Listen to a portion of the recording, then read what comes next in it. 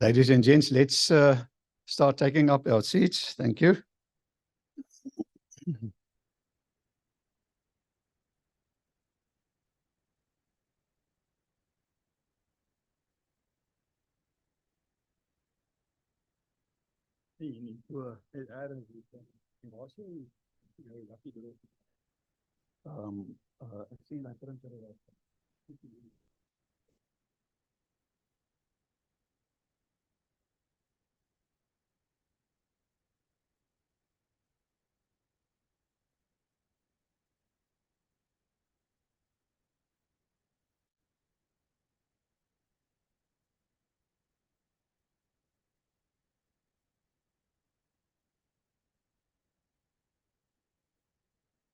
We've been informed that there's apparently an accident on the R21, so it's causing a bit of a delay for some people coming, but definitely they will still join us. But I see we already have quite a nice audience.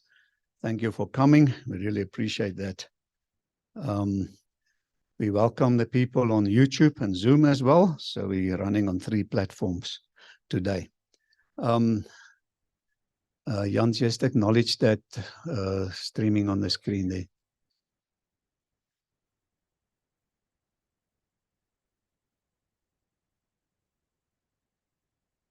Right, the Wi-Fi, it is Radisson Guest, and then you just click on that and apparently no password, and you can access that. So while people are still joining on Zoom and so on, let's do a little bit of housekeeping. Ladies and gents, the restrooms, when you exit this door, you turn left, you go to that side of the building, you'll find the restrooms there. And then apparently there's not going to be load shedding during this session. But should things change, we are running on inverter, there were batteries and stuff. So our session should stay alive. The lights will go off. That's why we've got a floodlight there going. Should the power goes off, then we will should have some light, excuse me, from the inverter. And we'll handle it as it goes. But touch wood, there won't be load shedding during the session. Ladies and gents, this is the Transport Forum's year-end celebrations, and we're very much blessed in having this hosted by Dr. Unita Maria and team from the South African Association of Freight Forwarders. Unita, thank you so much for always supporting the Transport Forum and your mentorship and guidance. We really appreciate you taking us to new levels all the time. And new levels, we're talking about driving the narrative for closer collaboration in the supply chain industry, 5th of December 2023. We convinced Devlin Naidu to do the MC work for us today, so I'm going to leave it over to him a little bit later on to work through the program.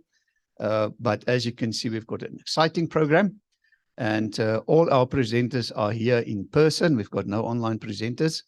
And ladies and gents, we just want to give some recognition to our sponsors. You can see Bertling is also a co-sponsor today to make this venue available. So thank you very much to them, together with South African Association of Freight Forwarders. Just a recap on the forum, Transport Forum sponsors and alliance partners. There you see them. I'm not going to waste too much time to work through all of them. But to mention here today is obviously our hosts of African Association of Freight Forwarders. SAAFF is the platinum sponsor of the Transport Forum. SAAFF's actually been part of this Transport Forum since inception. Very proud to be associated with the SAAFF brand as well. And there you can see we've got our formal industry alliance bodies, professional bodies. There are obviously many others as well participating in the Transport Forum, but these are in formal agreement. SAAFF, Road Freight Association, SAAFF, South African Express Parcel Association, South African Bus Operators Association, African Rail Industry Association, and the Safer Stops Association. They are in formal agreement with the Transport Forum, and you're going to meet many of them during the course of the day. As you can see, we've made exhibitions available that you can visit, and just now we're going to visit them with a camera and a microphone, and they're going to introduce themselves to you. Formal media alliances, Freight News, Railways Africa Magazine, and Crema Media's Engineering News.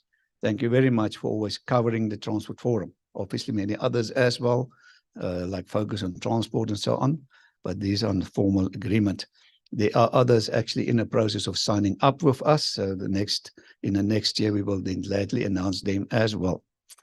All right, so our host today then is South African Association of Freight Forwarders, and we're just going to play 2 or 3 videos today, and I would like to introduce you to SAAFF.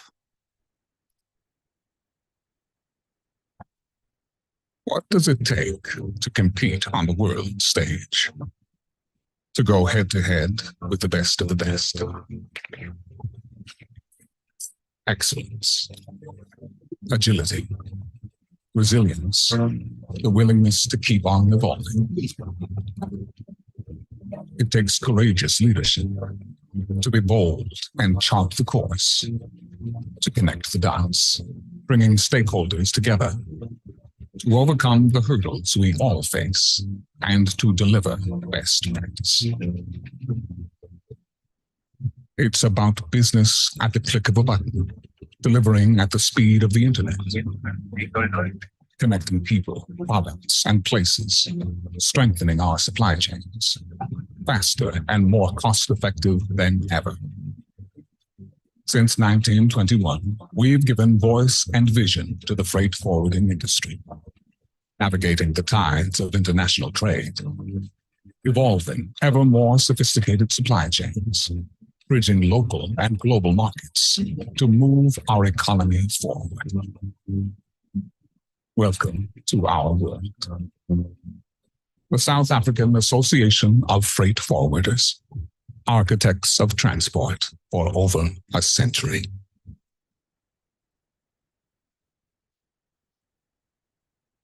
Let's give a big hand to our host.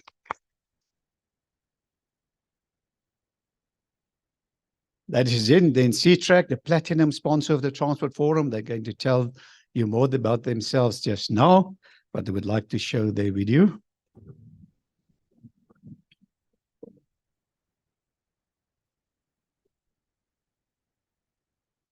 Changed in the 4 decades that we've been keeping vehicles and business equipment safe and always visible.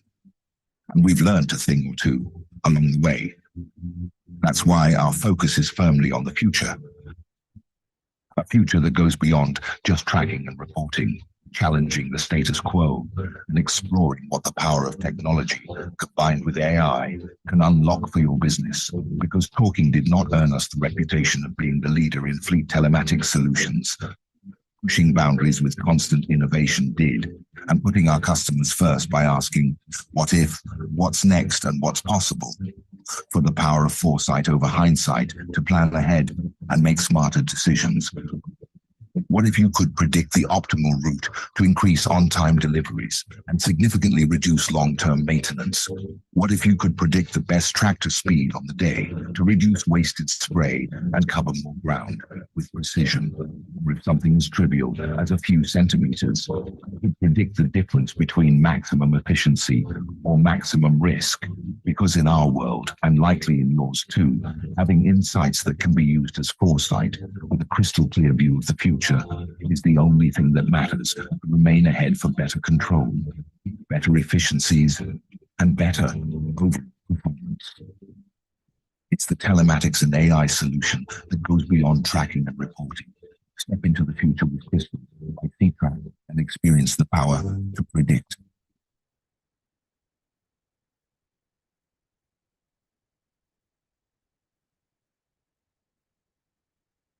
Thank you, SAAFF, for your platinum sponsorship. Ladies and gentlemen, there's one company who decided to show their video. Excuse me, they all the way from Tanzania visiting us today. So thank you very much, Double Click, for coming all the way from Tanzania. So have a look at their video and you can later on meet them at their desk.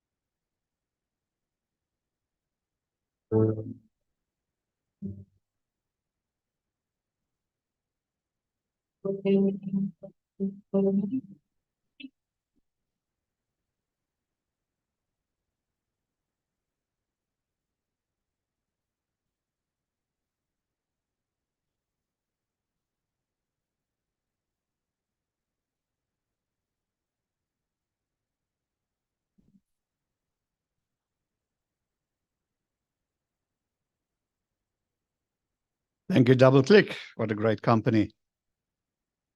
Ladies and gents, just a reminder of the Transport Forums business directory. Olga Mashilu has been outsourced to a company, and it's a very good place to have your company listed for only 450 rands per annum. So you can take a picture of this screen for a number, or afterwards you'll receive an email inviting you to actually, subscribe to this business directory. Very popular. The presentations, all the Transport Forum presentations will be uploaded to the transportsic.com website. Actually, all of them are there over the past almost 17 years. The Transport Forum has been in existence, and all of them complimentary. Ladies and gents, there are more than 900 presentations. So I believe it's one of the strongest knowledge bases quite wide in Africa for content. And that's why we say the Transport Forum's role is content provision and network in the transport sector. So you're welcome to download the presentations. How it works is that you need to log in. If you go to the Transport Forum website, that one, transportsic.com, you'll see to the left of the screen, there's a user login area. You need to log in. That's the way how we actually get your information. Thank you for allowing us into your inbox. We're doing everything we do according to the POPI Act. So you've got always opportunity to opt out. But then I can also communicate with you on a weekly basis. But then in return, you can complimentary download any presentation. So you log in. If you haven't got to log in yet, then you create your own username and password under the user menu. Click on sign up. And then you go to events and downloads, and you get your little search engine, simple little search engine, 2 ways to search. The top field, find by title or description. There you type in a title or a person's surname or whatever, and you hit search, and it'll go through all the 900 presentations and bring up according to your keyword. Or the bottom field, the category. You can select category and select the day's date. So it's like today's date. It will bring up all the presentations presented today, and you can download all complimentary. So very powerful and very handy to have. So, ladies and gents, our program today, I just want to draw your attention to the end. We also kindly request that you stay for the duration of the event. Please be kind to our sponsors and our presenters. And also another carrot to stay to the end is the lucky draw. There's going to be lots of lucky draws. And you can see here at the front, let me just show you.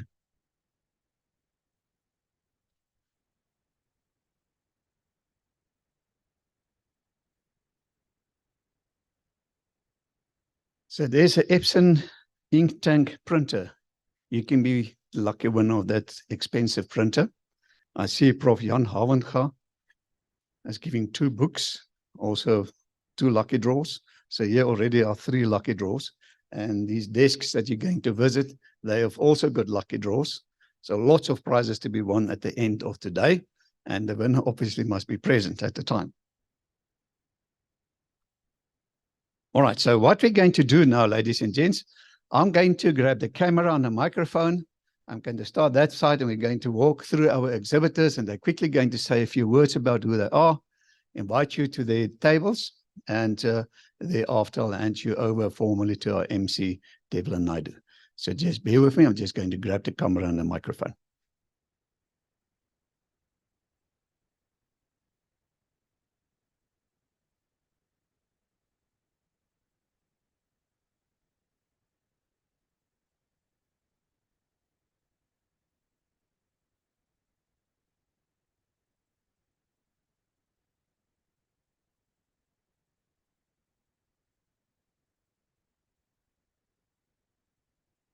And we are approaching JC auditors. Thank you very much, Harry, and good morning, everybody. Good to be here and to see all of you present. JC Auditors offers a comprehensive one-stop solution for any compliance and certification needs you might have. So if you're in transport, logistics, or even other sectors, things like ISO 9001, quality, 14,000 environmental, and of course RTMS, which is the standard that's achieved some amazing results in terms of promoting safety, compliance, and efficiency. You're most welcome to come through and have a chat. And if you want to grab some of the free goodies we have on offer, you're most welcome to come through. Thank you, Harry. Thank you, Oliver and JC Auditors, Global Trade Solution. Good morning, everybody. I'm Magda, and this is my colleague Audrey. Good morning, everyone. We are from Global Trade Solutions. Yeah, so we are a software enabler in the global supply chain solution, and we also work with customs to digitize and automate as much as the clearing possibilities. We've also got some nice goodie bags to hand out, so please come visit us. We look forward to meet you. Thank you very much. Enjoy the morning. Thank you, Harry. Thank you, GTS. Easy Clear. Good morning, everybody. Just a little bit on Easy Clear. We were started in 2004. Sorry, I've had a moment there. We're a software company specializing in customs clearing, specifically more for the African industry, but doesn't limit us to anywhere. So yes, if you are looking for a software service provider to help you with your customs clearing, please do give us a call. Thank you, Easy Clear. Let's move to our platinum sponsor, SAAFF. Good morning, Transport Forum. My name is Freddie Berger, and this is my colleague, Arman Abri. So SAAFF's been around for the last 38 years. I want to launch just want to introduce our latest platform, which is called SAAFF Crystal. So what makes Crystal different? We've got everything that's on one platform. We also have forecasting through analytics. We've got the tasking, scheduling, and EPOD on one platform. We also have optimized efficiency and compliances. And lastly, but for me personally, the best is the integrated camera solution, basically all on one platform, which makes us a bit different than any other tracking company in the industry. Thank you very much. Thank you, SAAFF. Road Freight Association. Good morning, everyone. It's obviously getting to the end of the year because I thought you said you were Freddy Krueger.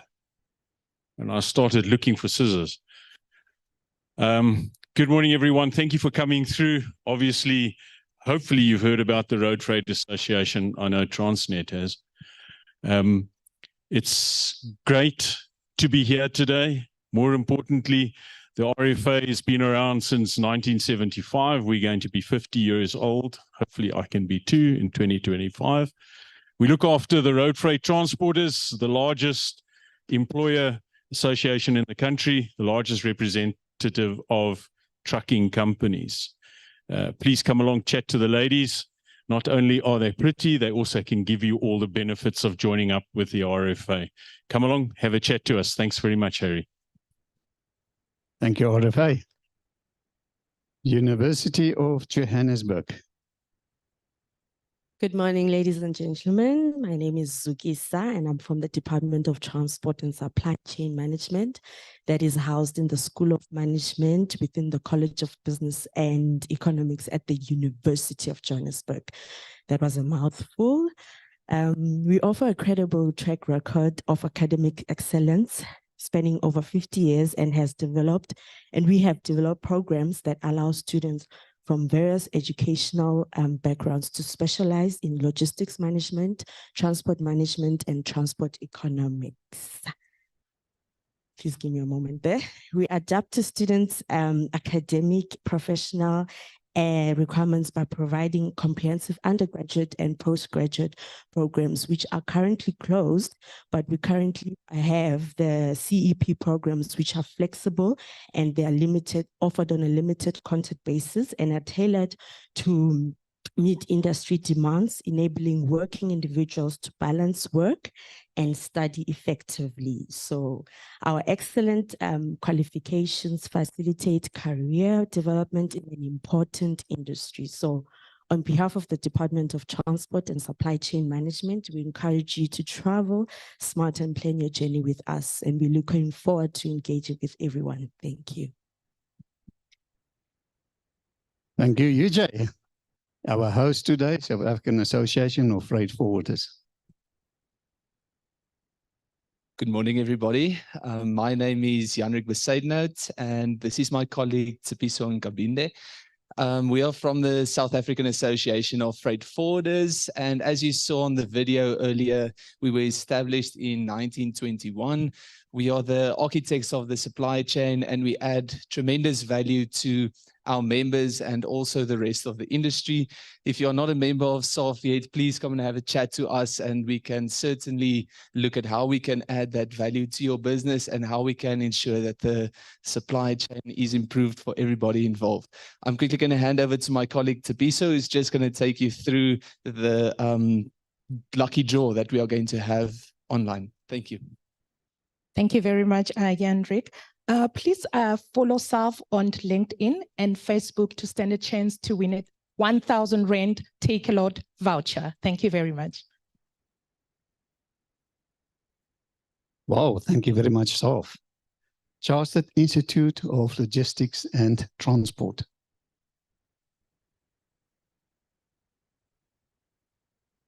Morning, Harry. Morning, everybody. My name is Moira from the Chartered Institute of Logistics and Transport, South Africa. We are a part of CILT International.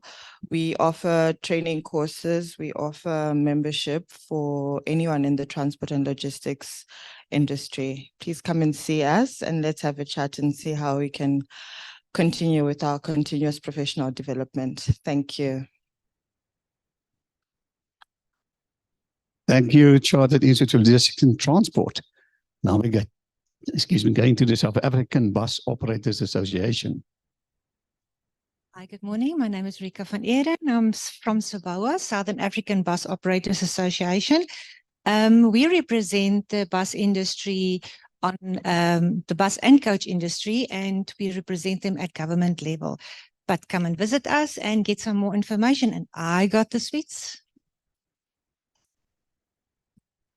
I already benefited from that sweets. All the way from Tanzania, double click. Thank you, Harry. Good morning, everyone. So myself, Sandeep Basra, along with my colleague, Sumit Kumar. We are representing Double Click Consulting. We are based in Tanzania. We are actually SAP Gold Partner, established in 2009. And we are facilitating ERP-based customized, SAP for the logistic industry, basically, and the only certified solution by SAP, actually. We have more than 400 plus installations, customer across Africa and Gulf countries also, basically. And we have plenty of solutions you can see in our brochures for the transport management, clearing, forwarding, warehouse, and other couple of integrations we have done, like WhatsApp, BI, basically, banks integration. So we have plenty of things, and it's like an end-to-end solution which helping our customers, basically. So we are here, and please feel free to visit us for any information or any details. Thank you. Thank you, Double Click. Road Transport Management System.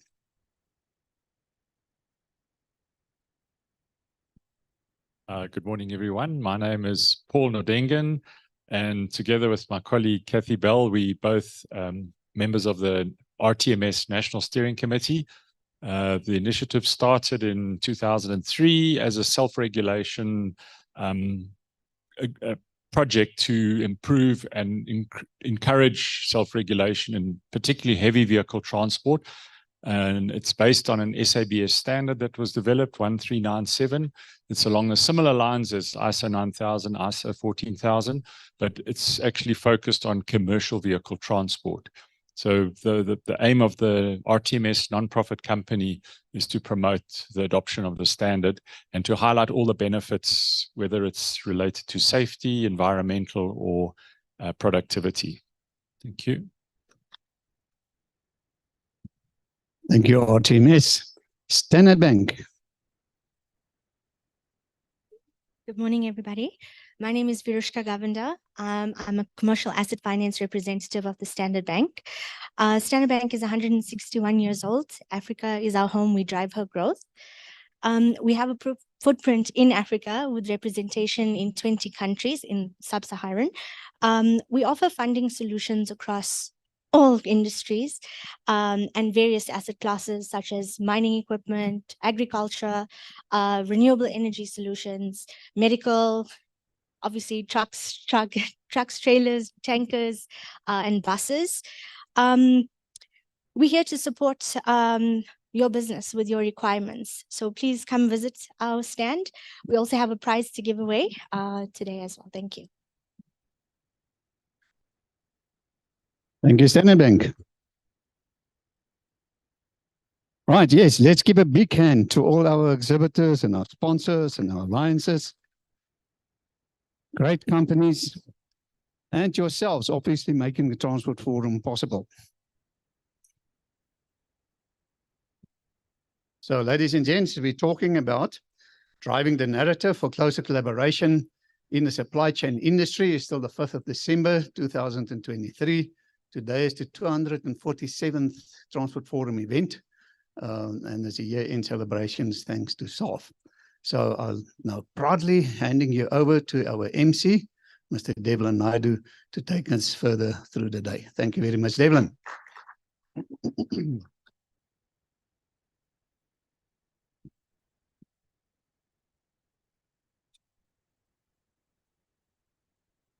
Ladies and gentlemen, another huge round of applause for Mr. Harry van Heestien, custodian of the Transport Forum, as we converge here at the Radisson Blu 2023. Ladies and gentlemen, as the sun rises over the R21 and sets over Goldridge City just after 5 minutes past 5 this afternoon, the Radisson Blu remains a venue of choice as we converge to celebrate the Transport Forum year-end function and the 247th edition that is magnanimous. Welcome, esteemed guests, visionaries, and aficionados of the supply chain. Today, we gather not just to discuss the logistics network, but embark on a journey toward harmonious collaboration and engage in a symphony that would make Beethoven proud, or at least raise an eyebrow. In the grand theater of supply chain, where chaos can reign supreme, we are the virtuosos, each of you seated here today, together with our esteemed speakers, wielding their batons, steering the narrative towards a crescendo of efficiency and collaboration. I couldn't help but notice, Harry, the strategic choice of today's invite. For those of you who looked at the invite, it had the red and the blue. Whoever said that the red Republican states and the blue Democrat states couldn't get together? Likewise, private and public sector are converging toward the steps of maturity as prescribed by Dr. Maria and dispensed by Mr. van Heestien. We see it happening right here in grand style at the 2023 Transport Forum year-end event. If supply chain were a symphony, consider you and our speakers the conductors, trying to make sure that the strings don't snap and that the brass section does not go off key. It's like a delicate dance. Picture yourself doing a tango on a tightrope with a stack of pallets on the one hand and an irate customs official on the other hand. Note I said irate, not incompetent. Now, after that vivid description, you may be wondering, why are we bothering with such highfalutin metaphors? Well, because if we're going to tackle the complexities of the supply chain, we might as well do it with style, right? As they say in Afrikaans, jy gaan net so goed dans as die orkes speel. I hope I got that right. It's not my first language, so. And we know in the last few weeks, you've been exposed to 'n goeie paar bewegings die afgelope paar weke. Almal stem saam. So whether you're a supply chain maestro, Dr. Unita Maria, a logistics luminary, Mr. Harry van Heestien, a skilled academic, Professor Jan Havenga, a road freight wizard, and former university radio jock, Mr. Gavin Kelly, I did my research, or whether you enjoy an intellectual soiree, Mr. Eva de Ruyter, no relation to Andre de Ruyter, hashtag just saying. Ladies and gentlemen, we ask you to fasten your seatbelts, or as they say in Afrikaans, maak seer vas daardie veiligheidsgordel, because we're about to embark on a journey that promises not only collaboration, but a healthy dose of wit, and perhaps a few dry jokes from the MC, not the master of ceremonies, the mad chap up front here, to keep things rolling smoother than a well-lubricated conveyor belt at the Richards Bay Coal Terminal. Expert conductors around, Miss Kathy Bell, does that ring sound familiar? Or perhaps some weighted insights from Dr. Paul Nordingen. Welcome to the Supply Chain Symphony, where the notes are well placed, logistics are well managed, and the only thing on the rocks is the ice in our post-conference beverages. Cheers to closer collaboration and smoother logistics. Thanks once more to our custodian, 17 again. Zach Efron will be proud as we celebrate the grade 12 year matriculating with all you wonderful people. Ladies and gentlemen, esteemed supply chain enthusiasts, all of those of you who accidentally wandered in thinking this is a stand-up comedy show, fear not, you're in for a treat. We're about to dive into a labyrinth of supply chain complexities, and our first guide through this logistical maze is none other than the Chief Executive Officer of the South African Association of Freight Forwarders, the maestro of all things supply chain. Before we introduce her, we have to say this. If understanding supply chain complexities were an Olympic sport, our speaker would have more gold medals than Michael Phelps has swimming caps. She just doesn't understand the supply chain. She practically holds hands with it. She shares a secret handshake and probably even exchange a few birthday cards from time to time. It's like a level of intimacy of logistics that each of us, you and I, can only aspire to achieve. It's like having a best friend who's a forklift operator. You see, our speaker just isn't the CEO of SAAFF. She's the Sherlock Holmes of supply chain mysteries. We don't call 911. We give her a call. Ladies and gentlemen, please join me in welcoming our first speaker, the person who just doesn't understand the supply chain complexities. She practically has a PhD in untangling them. Dr. Unita Maria.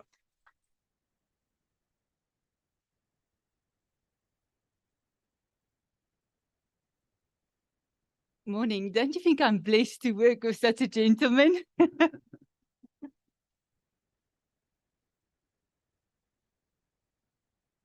I think in a difficult day, he lights up our environment. Is it fun? And I can just click. Is the slides on?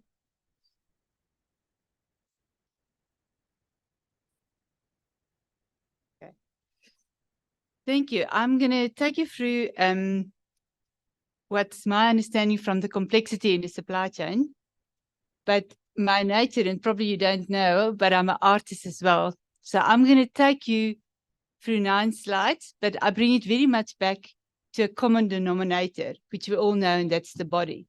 And I'm going to take you through of how the body works and how does it speaks to the supply chain. And I hope you will enjoy some of the slides. Luckily, I think a lady said there, I've got a moment. She mustn't feel bad about it, because I think when you stand here, you've got plenty of moments, but you just have an art to maybe, okay, it's okay, let me move on. So let's see if my slides move.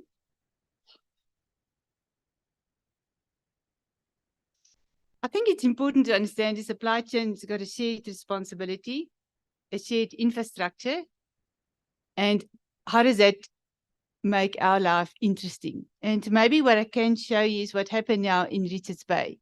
We've got the RBCT, which is a coal terminal owned by private sector, and it's only supposed to receive coal via the rail system. And then you've got the public sector that have a terminal, and they're allowed to bring in trucks, coal trucks into the terminal. And over the last 2 weeks, we saw what was happening in the logistics network, because there's not a signaling system, there's not a queuing system. The municipality of Richards Bay are similar to what we can see now in Komatipoort, Hakpoort, and Malalan. They don't want tippet trucks in the environment, and you get now friction. And the friction roll out into waste. And that's what we experience on a daily basis. And we, as the South Africans, can just not afford that. So when I go to the body, and I'm going to take you through the analysis of how the body has been designed, we started, our born date was 1956. We have good mountains, we have fertile ground, we have blessed with lots of minerals, So that's the shape of our body. And we are at the tip of Africa, and we were designed for a certain purpose. And our design of the purpose was, let we help trade, and we give them the nourishment, and let we help them with some certain supplies if they go on their way to India.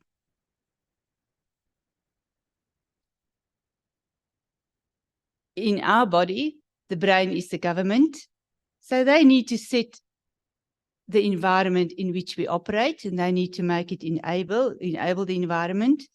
Our heart have 4 chambers: government, labor, business, and community. And we need to talk to each other in a coherent voice.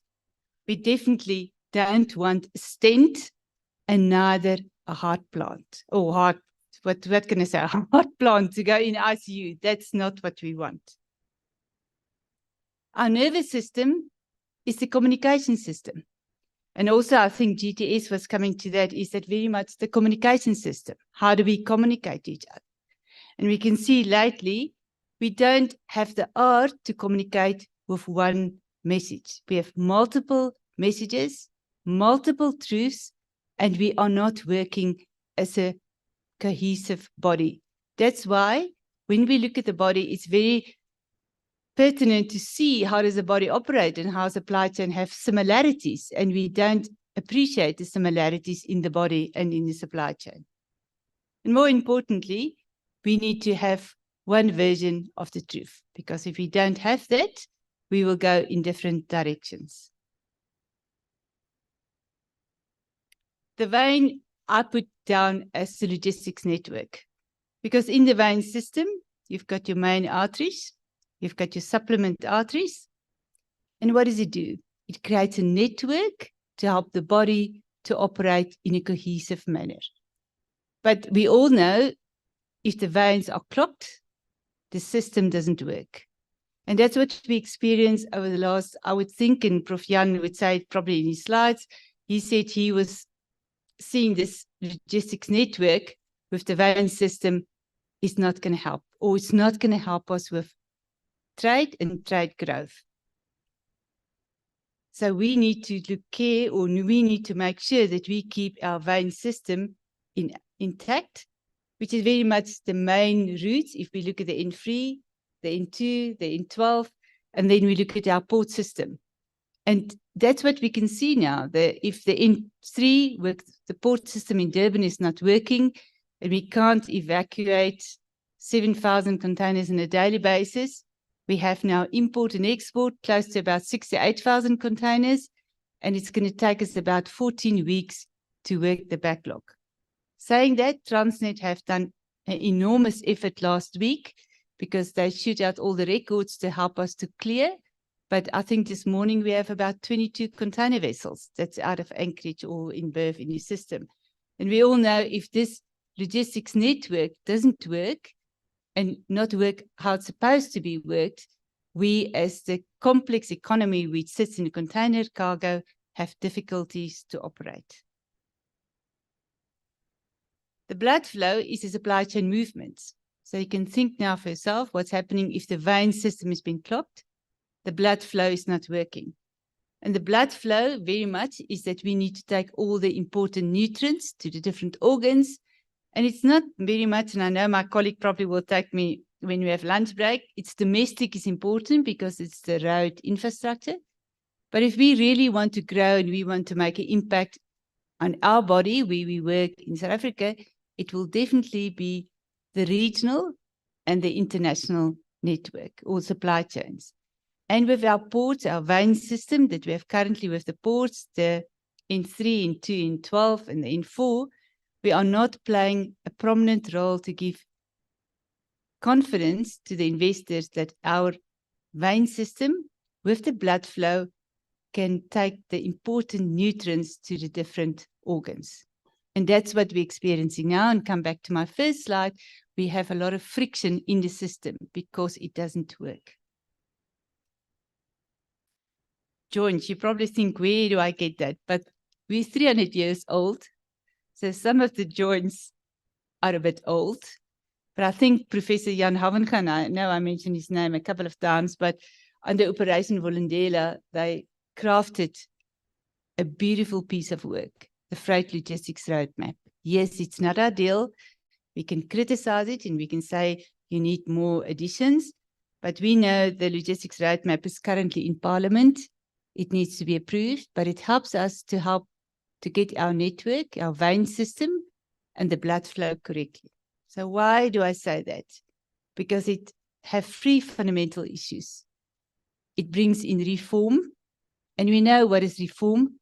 We don't want the old system. We want private sector to participate in that.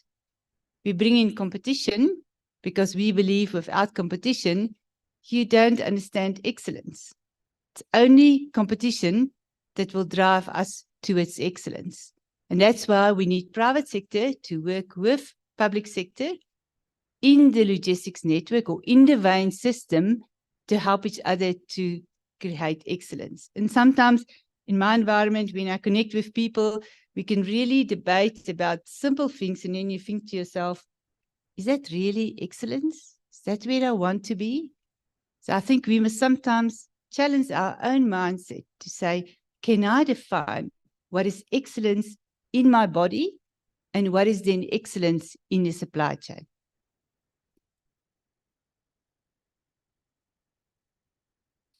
We need all the elements. We need the brain, we need the heart, we need the vein system, we need the nervous system to make sure we communicate to each other, and most importantly, we need to look after the joints. Because if the joints are not functional correctly, like different stakeholders, and we replace them and we bring them to our landscape, they can create a problem and the body cannot move. That's why, and I think Gavin Kelly said it always, it's not rail above road, it's move rail-friendly cargo back to the rail network. And I think that's where the joints come in. We are there to help each other to ensure that the movement works and it's seamless and we take the friction and the waste out of the system. And ultimately, we want to grow. The only way that we grow is that if we bring back resilience and sustainability in our regional and in our international supply chains. And we can see that. We have tarnished our SA name and SA brand over the last 2 months tremendously. And it's not what the media is telling us. It's what our colleagues are telling us is they found us from overseas. Can you deliver it? Will you be able to deliver it on the right time at the right place? Are you capable? Can you do it? And I think sometimes we all South Africans want to shout out, I do have a body, born in 1956. I'm in the bottom of Africa, but we have a great country and we can do that. So that's why I want to paint the picture for you between supply chain and the body. And we need to make sure that we take care of the body and we help the body to bring excellence, because then we can compete with the rest of the world. Thank you, and I hope you remember this picture in your mind. Whenever you think of the supply chain, bring it back to a common denominator and see how does it impact each other, and more importantly, how does it impact the different behavior tracks that we can see in the supply chain. Thank you very much.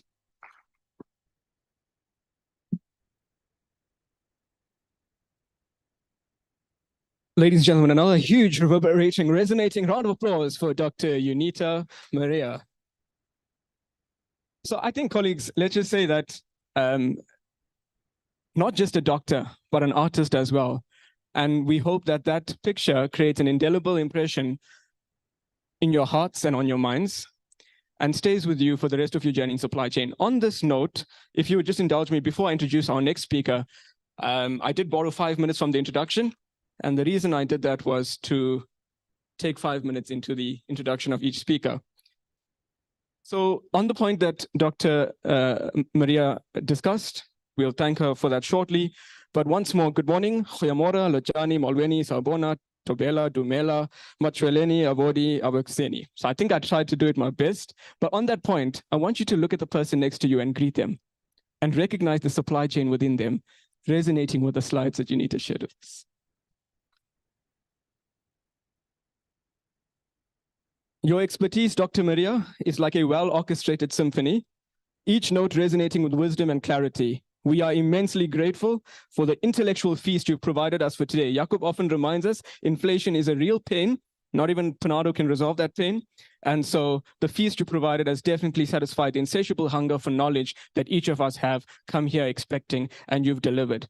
You have shared a deeper comprehension of the supply chain intricacies, but you've also found a newfound appreciation for the art and science that goes into making it all work seamlessly.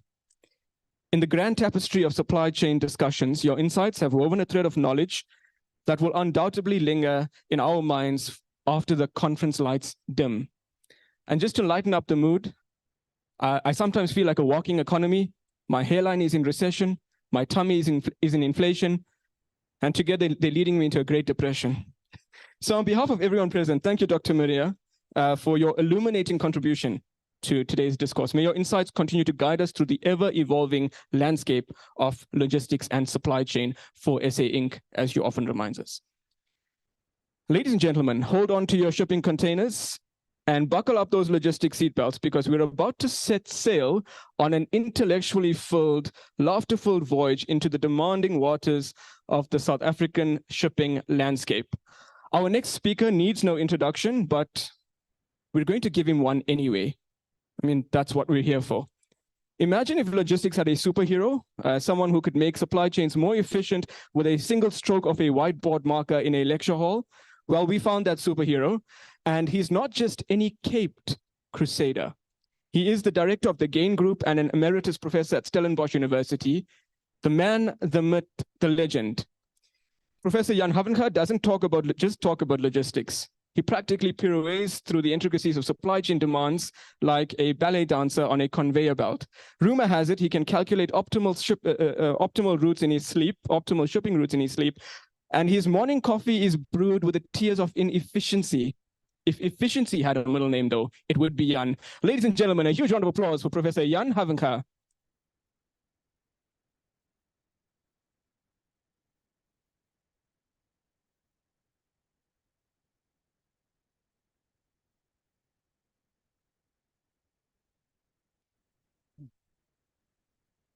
Thank you. Very kind of you.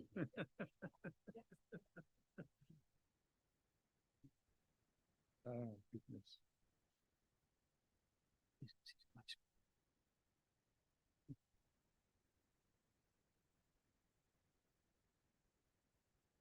Just while he's looking, I have to say that I'm a pretend academic. I just always want to remind people of that. I joined academia when I was 50 years old. Before that, I worked for Transnet for 20 years, for Arthur Andersen, a global consulting company. And only recently, last 10 years, 15 years in academia. So, and then mostly did research. There's very little of class giving. It's mostly about research. Policy, just a little technical hiccup here, but we'll have you in a sec. Forget there, yeah. Currently involved in Operation Mandela and doing work for the World Bank. Lots of work for the World Bank all around the world.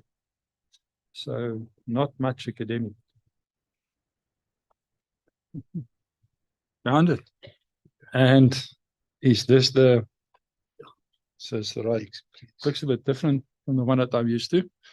Is it, that's working. So I just want to do that I can see this, otherwise I have to. So skief kyk nou, as ek kyk om bietjie daai kant te trek of so. Thank you. Yeah, I really appreciate it. One of the nice things for me was when I got this invite, is this would be the first time this year, and I've made many presentations this year to many people in many places and bankers and forums and the World Bank. The first one that is not only about Transnet. So there is a lot of other things involved, but at the same time, I had to bring the topic back. We have to talk about Transnet if you want to talk about what's going to happen in this country. So I'm going to answer these questions. just my current view of the landscape and where we are. And then I changed the topic.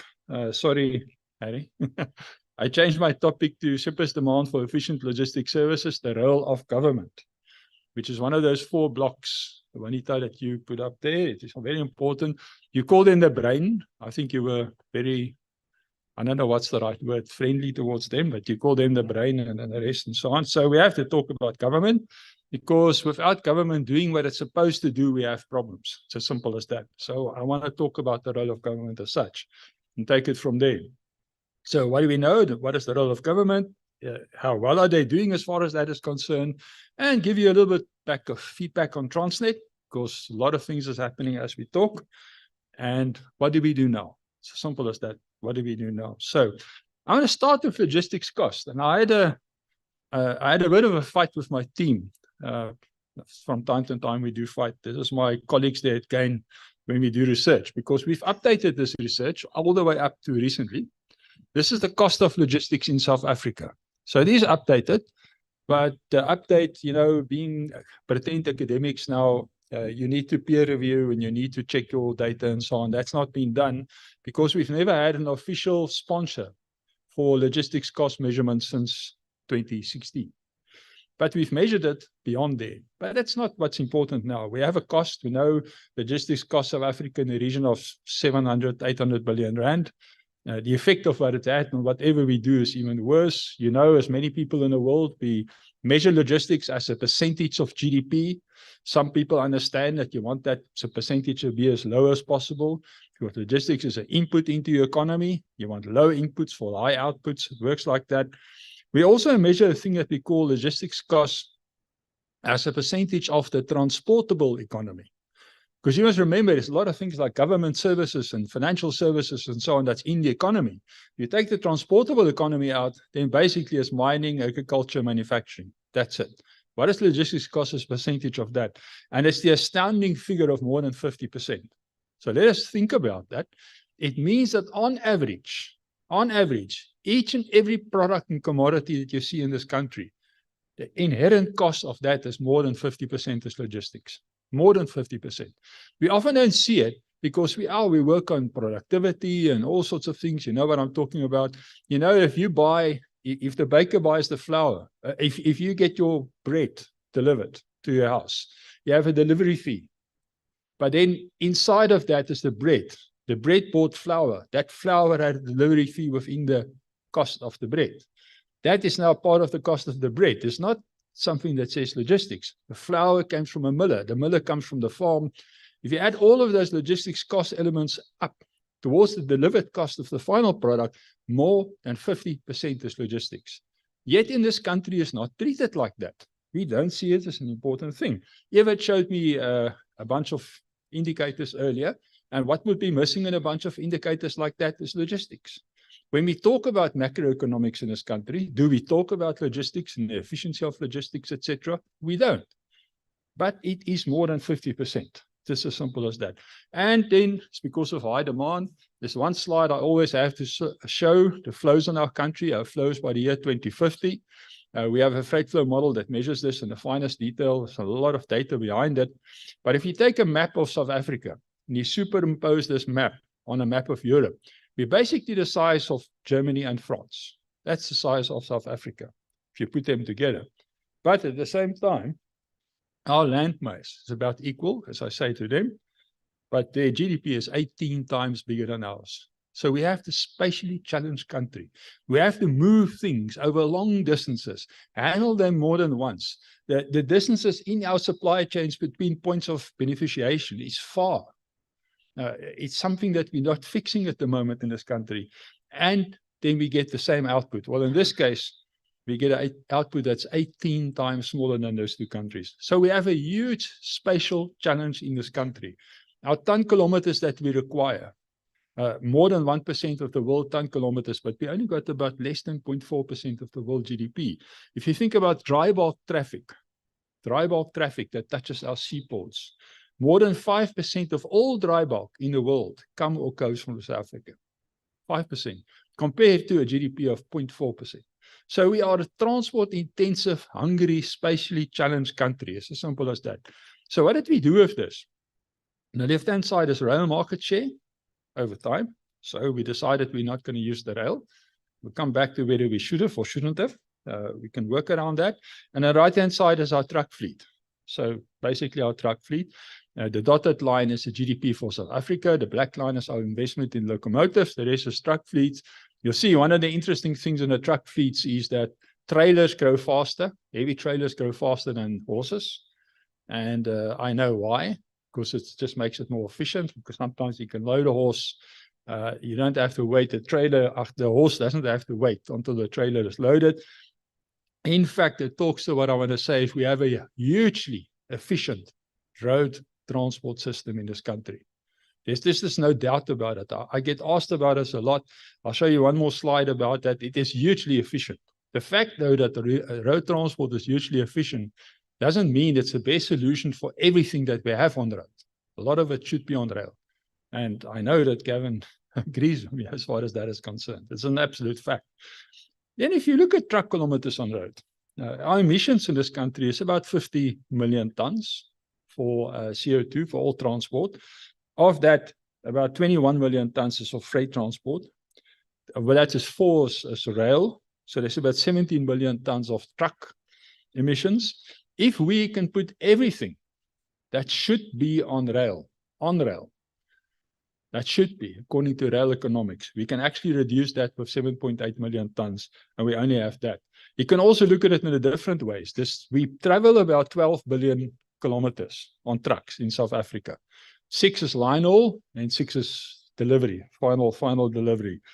Of that 6 line haul, about 3 billion kilometers should actually go to rail. It's as simple as that.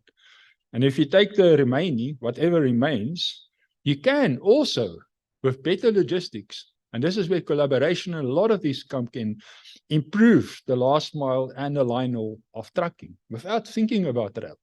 Taking the inefficiencies that in the system out there, and I'll talk a little bit about them, and that in effect mean if we have the right modal shift and if we work together correctly, we can actually halve the distance that truck travel on our roads. It's as simple as that. You can look at it a picture like this. Typical picture that talks about modal shift, logistic efficiency, and operational efficiency. These 3 things go together because obviously if you don't shift everything to rail that you can maybe still improve it with logistics efficiency, and that's why there's an intersection. Basically, our modal shift, well, we know we didn't invest in it. The service levels are poor modal choice. On the logistics efficiency side, when you take rail out of it, I had a PhD student that worked on this. Trucks that miss their slot times because of scheduling, unnecessary trips that's taken, poor load factors, trucks that doesn't travel fully loaded, etc., etc. And we can actually calculate that, and that can also improve. And then when you've done all of that and you drive the truck, the effect to do is it's efficient, its drivetrain is in a good position, it's well maintained, all of those things, the way in which it's driven, etc. All of these things together work actually together. And a lot of that solved like that. So, but how good are we? How good are we? This is a logistics performance index. Triad is the 3 big countries in the world of measured over 10 years time. So the dark blue one is in 2007, the green is 2018. And it's the LPI score that you see there. So I've compared ourselves to BRICS, to our BRICS partners. And there's 2 observations here. The one is we've always been the best in BRICS in terms of our logistics ability, except for the last measurement when China passed us.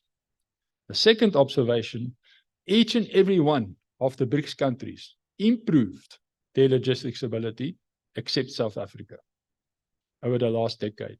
This was literally the dark ages for us in terms of getting somewhere. We are just moving backwards and backwards all the time. This is just what I wanted to say is, I've worked in China, I've worked in India, worked in many Asian countries. We have a very effective and consolidated logistics system as well. The fact that we have 7 big companies in South Africa that work together and work well is actually very good for us. Very good for lots of logistics efficiencies. I also look at the Global Competitiveness Index. So this talks about things like road connectivity, efficiency, etc., etc. It's a score out of 100 on the left-hand side and a rank on the right-hand side. Yes, we actually have good road connectivity. The road system is nicely in place. But if you look at the quality of the road infrastructure, it drops a lot. And by the time that you get to railroad, density and the efficiency of train services, we are really, really not doing well. Getting to the 68th in the world by now. So we are falling behind. If you compare this to scores that we've taken to the year 2000, in most of those scores, we've really, really fallen behind in terms of getting worse and worse and worse as far as infrastructure is concerned. So then I asked myself, what should the role of government be? The government basically does three things. Three things: policy, infrastructure, and spatial planning. What it doesn't do, it doesn't run businesses. It's not supposed to run a business. That's not the role of government. In terms of policy, what we want the government to do is to organize access. So it provides stuff, and then it must make sure that we are able to use that stuff fairly, efficiently, and effectively. That is what government should do. Nothing else. It is as simple as that. As far as infrastructure is concerned, give us the infrastructure that works for what we want to do with it. That's operational, and it makes us competitive in the world. And spatial planning, put things where they're supposed to be. We do very little spatial planning in South Africa. And that specifically, if you put them in the right place, reduced logistics costs will come down and economies will grow. And I'll show you some examples of that. So how successful are our government in this role? Now, more or less only effective, interesting, to the point, best logistics policy ever issued by this government was in 1998. It was called Moving South Africa. It was in a time of Mac Maharaj. Since then, more or less nothing important has happened in the DOT. There's a few exceptions, and I'll come back to that. If you read what Mac Maharaj says here, he says, we in the DOT invite you, from wherever you are, whatever beneficiary or strategy or implementation of it, to discuss this with us. Our door's always open. But before you come in, consider the one question we will always ask: what can you do to help us overcome the obstacles to do its implementation? And then Minister Maharaj says, for our part, this report represents the first act in removing all these obstacles. We have just begun. We shall deliver. They have just begun, and then they have also just ended. That's where we are, 1978. We did see an update, the National Freight Logistics Strategy of 2005. That was the very last integrated logistics strategy issued by government. There was nothing after that. They then just started developing a road strategy and things like that. Most of it, that makes no real sense, and it's not anchored in any research. They did start, nobody wanted to believe me about that, with a rail policy. So people say, oh, it took 5 years or 7 years or whatever. Okay, no. The revised regulatory framework for the rail economic regulator was published in 2007. And they've been faffing around with this since 2007 until 2022, when we finally have a rail policy. Basically that. And this is what we're struggling with. We are not winning with policy. We just need to understand it. What it actually is about value change. And we talked about it just now. This is all value chains. There's road, there's rail, there is the various points in the value chains, the silos, the factories, the consolidation centers, all of these things. All of it is about this, is to make this work. And government has a role in much of us. Government should give us roads. Government should give us railways, lines. But government should allow us to compete effectively on those roads with private truckers, on those railway lines with private rails. Government should allow our ports to work the way that they should in terms of the port authority, and allow private sector people to have terminals in those ports. This is what it's about. But government, in terms of policy, there's no integration. Nobody in government has got this view that you are looking at. The infrastructure is basically falling apart in many places, and it's not prioritized to be kept into place the way that it should. And spatial, if you do this in a spatial way correctly, then you shorter transport distances, and I'll show you what I mean with that. In terms of rail, all I wanted to say, if you go back to 1875, we've grown our rail route kilometer. That's a dotted line. The ton kilometer is the dark blue line. Basically, if you don't grow faster than route kilometer, you die the railway.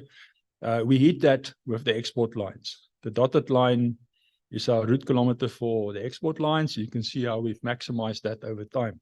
And because of that, we have this absolute failure that we currently see. Lowest tons on rail, general freight since the Second World War, and in the lowest on a coal and iron ore line in 30 years for coal, about 15 years for iron ore, basically collapsing on us. And then we did our research in terms of what effect it has on economy. That was published a few days ago, finally, internationally published. It says 6% of our economic growth was wiped out last year because of Transnet. It's as simple as that. 6% was wiped out. It's in the region of $1 billion a day that I can say more about now. This is what our railway should look like. If you look at the blue, now talking about the general freight railway, red is what we actually do have. This is what it should be in 2050, which means that the railway that we currently see should get 5 times bigger. So whatever solution we're working on, we should work for a railway that can be 5 times bigger. And we must always ask ourselves, is this little thing that I'm doing going to allow us to get there? To get from 15 billion ton kilometers to nearly 80 billion ton kilometers in the next 25 years. Where has the railway failed us? For the first time in this graph, we added the black block there. The red is what's on rail. The light blue is what's on the road, but should be on rail. The dark blue should be on the road. And the black is just, it's nowhere. We've lost it as a country, it's gone. And it's terrible because what you've lost last year boils down to, as you all know, 20-30 million tons of coal, 20 million tons of coal, 5,000 rand a ton, 100 billion rands of coal that we didn't sell, 20 billion of tax that the treasury didn't get, etc., etc. Then you get domestic mining. What's terrible about domestic mining, that light blue there, which should be on rail, we have no alternative for that. What I mean with that, it is going to go. It's not standing still. People will move it because there's factories that need that stuff, but it will go on the road, and those roads that it traveled on has not been made for those trucks. So it will destroy those roads, destroy those environments, destroy that cities, that towns through where it go. It will always do that. Then you get intermediate manufacturing, which basically follow corridors. So there's about 1/3 missing there. And then the last one, finished palletized good. This is the domestic intermodal solutions that we need for this country. Desperately need. Domestic intermodal, we need terminals all around the country that we connect with rail, and you take your container to the terminal goes to the other side, the container doesn't leave the country, but you can use this with palletized friendly containers and do it in this way. And I'll show you right towards the end now my solution for that. So the loss is now about 1.2 billion a day. We know it's about $1 billion a day for rail. Juanita, we've done our sums, and we get to 200 million a day for ports. So we're sitting at 1.2 billion a day. And then we said this a year ago. I think we're right. If we don't change this around, we probably lose about 500,000 job opportunities.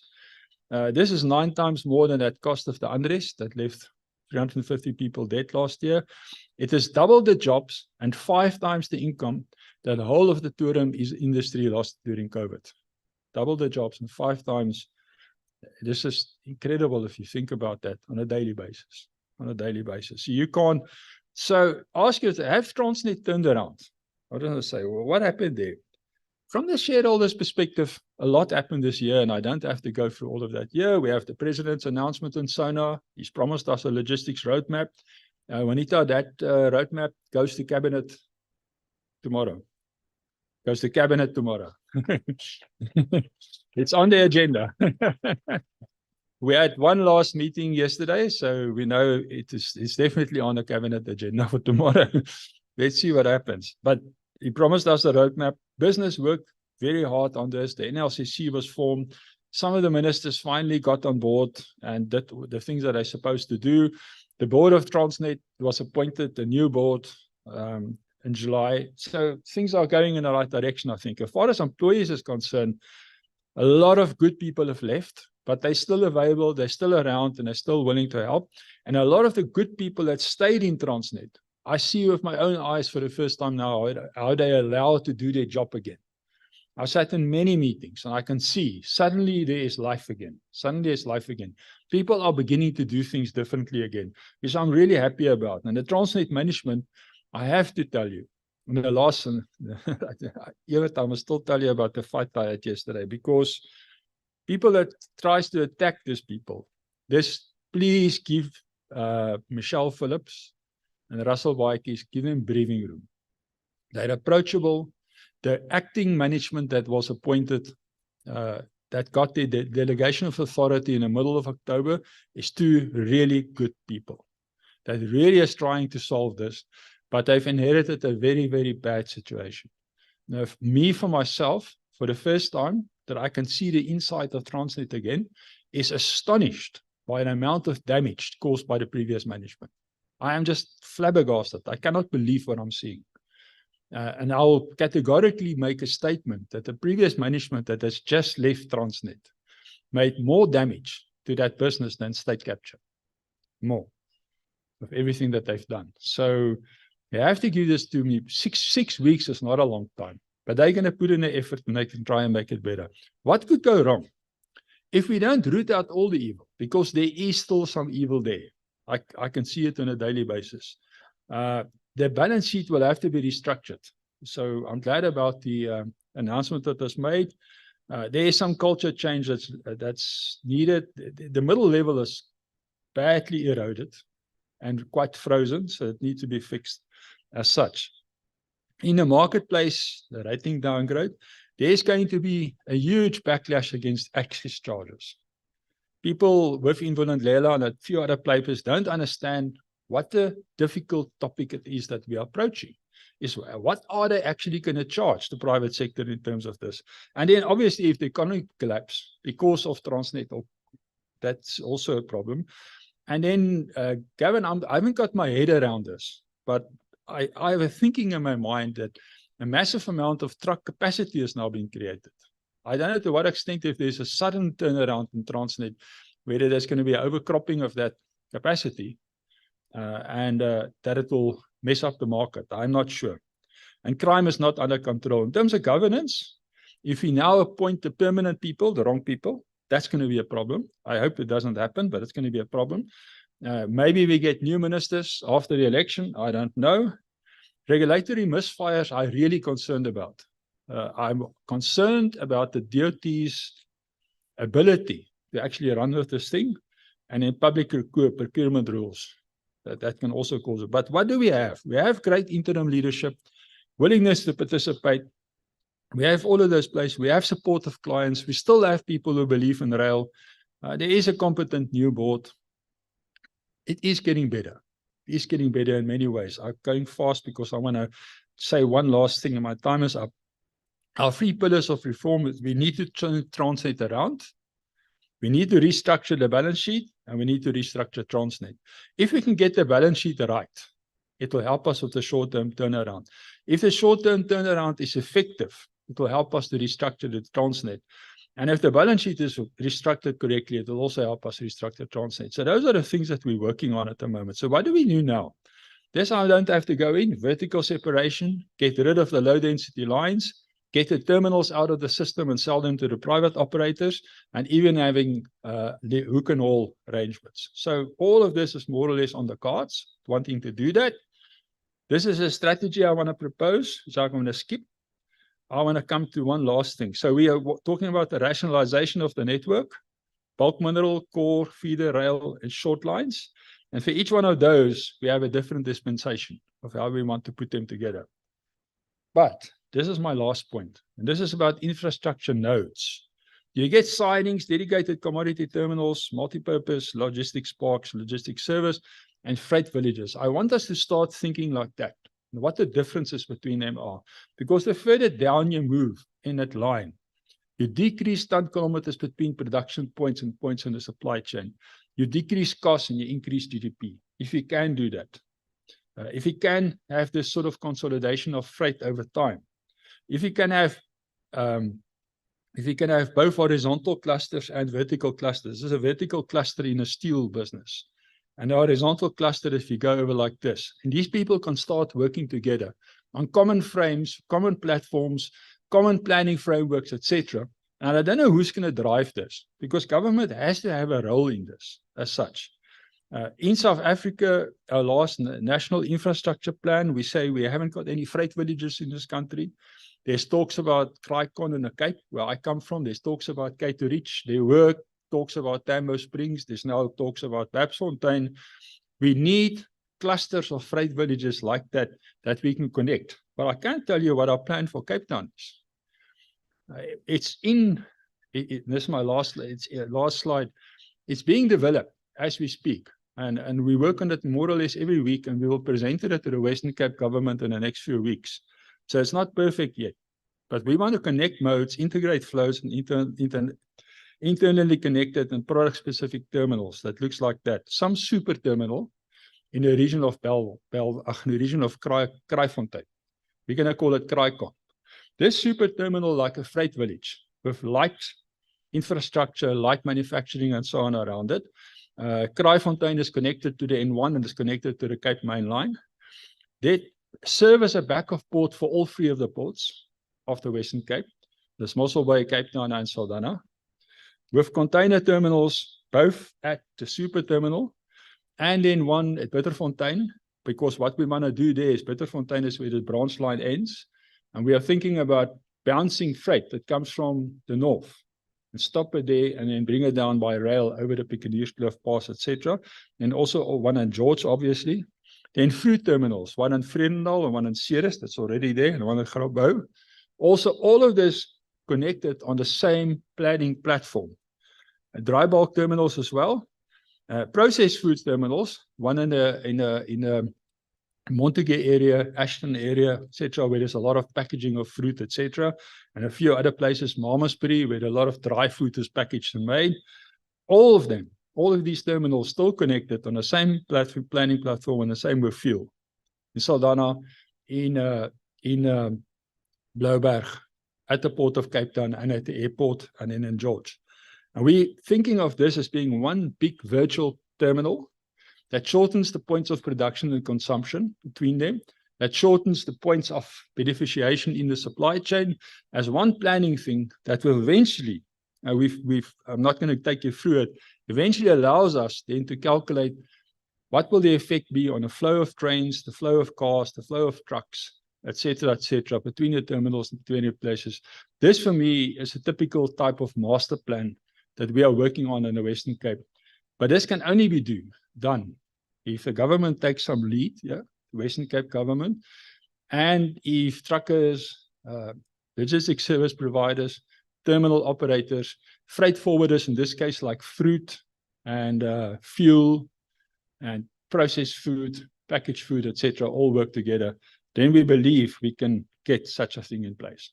So that is what we are aiming towards. And government has to do something to make this work, rather than most of the other things that they normally do. Thank you.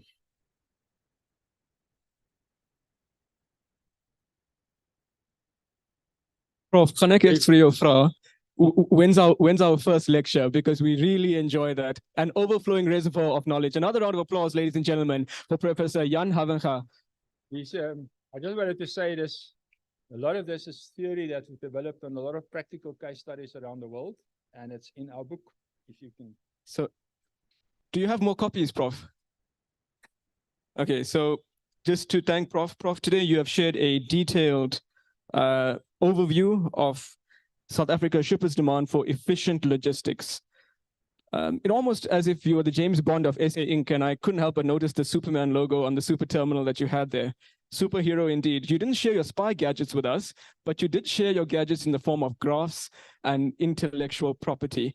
I hope you guys got a few of those shots, because James Bond doesn't always share his secrets. On that note, you've made efficiency look possible. You've made efficiency look amazing. On that note, I think we're due for a comfort break. I'll be guided by yourself. Can we take a quick comfort break? 30 minutes. Okay, 30 minutes to stretch your legs. We'll see you on the other side of that. Visit the exhibition stands, network, and enjoy the refreshments as well. Thank you.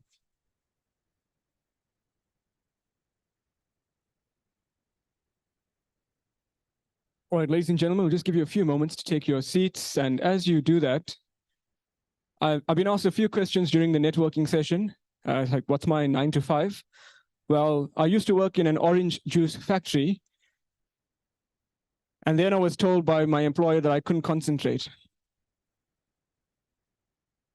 And then I thought, okay, let me try my hand at something else. So I was a dealer at a blackjack table. And then I got a better deal at SAAFF.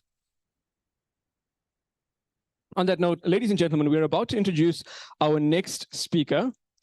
Prepare yourselves for a roller coaster ride through the highways and byways of the logistics world, guided by a man who just doesn't navigate the road freight terrain. He practically has a GPS in his dreams.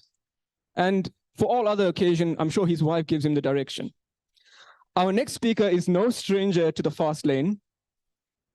And he is the undisputed guru of all things trucking. Note I said trucking. Now, when it comes to modal integration, most of us might think it's a fancy term for convincing your GPS that, yes, I know a shortcut. But fear not, Mr. Gavin Kelly is here to shed light on the status quo of modal integration. And he does it with a flair that even the traffic lights envy. If logistics were a chess game, Mr. Kelly just wouldn't be playing. He'd be orchestrating a symphony of trucks, trains, and maybe a unicycle for good measure. I mean, who needs bishops and knights when you've got a fleet of 18-wheelers at your command? Rev up your engines, and a huge round of applause for Mr. Gavin Kelly, the CEO of the Road Freight Association.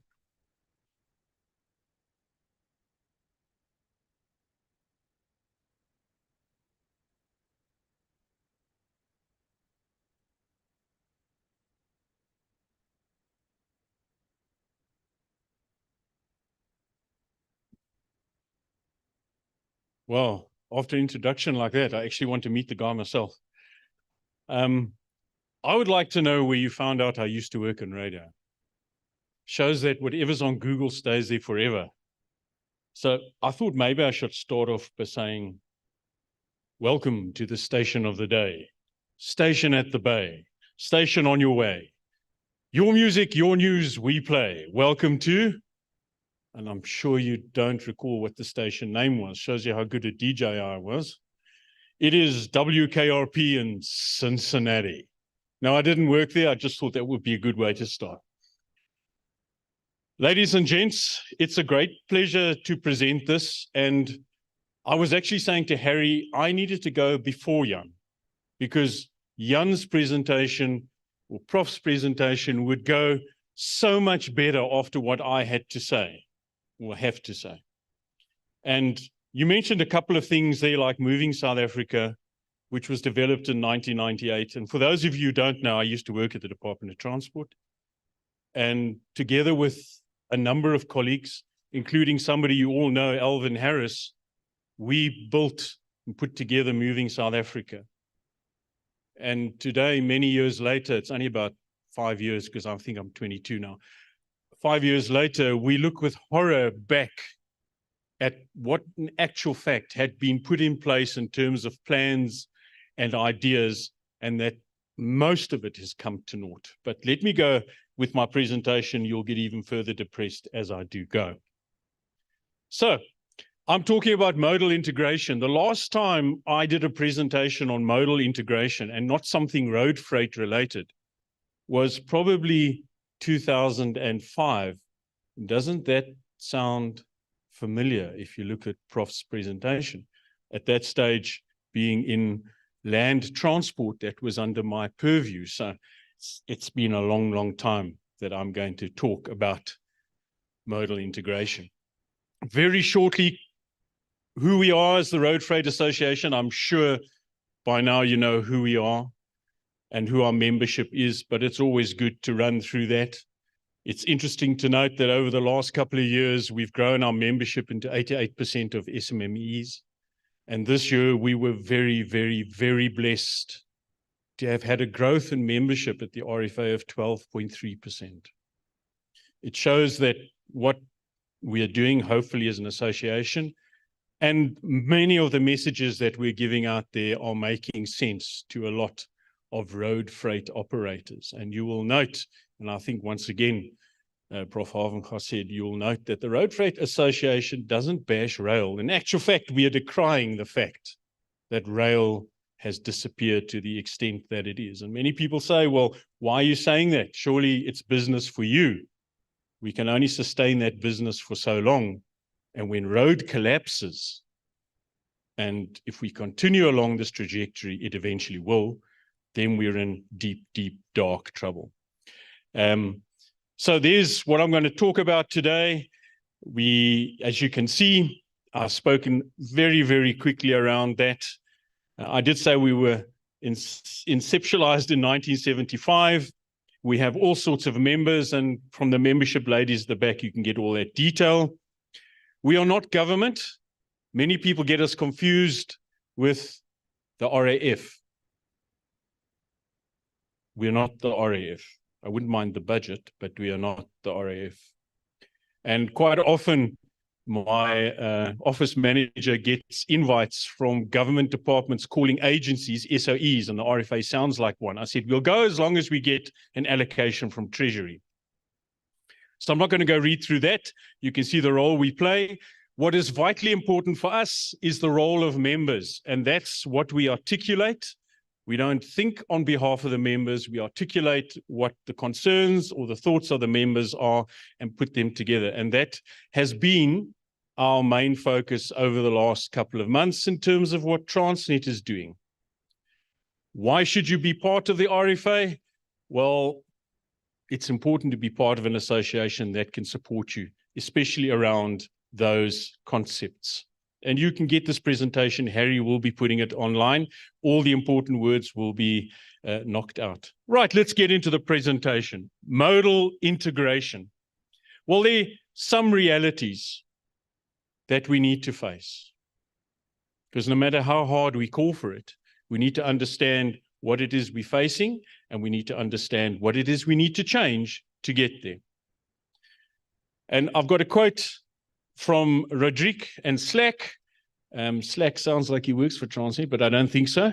Roderick and Slack, in their publication called The Geography of Transport Systems, that was published in 2020. There's a new version coming out in 2024, about April 2024.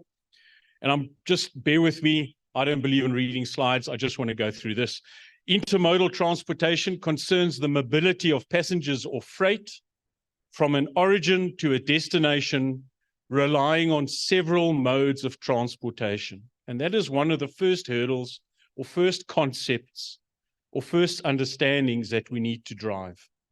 And then they say, the container has become the dominant intermodal transport unit. I don't think they were proposing you put passengers into containers.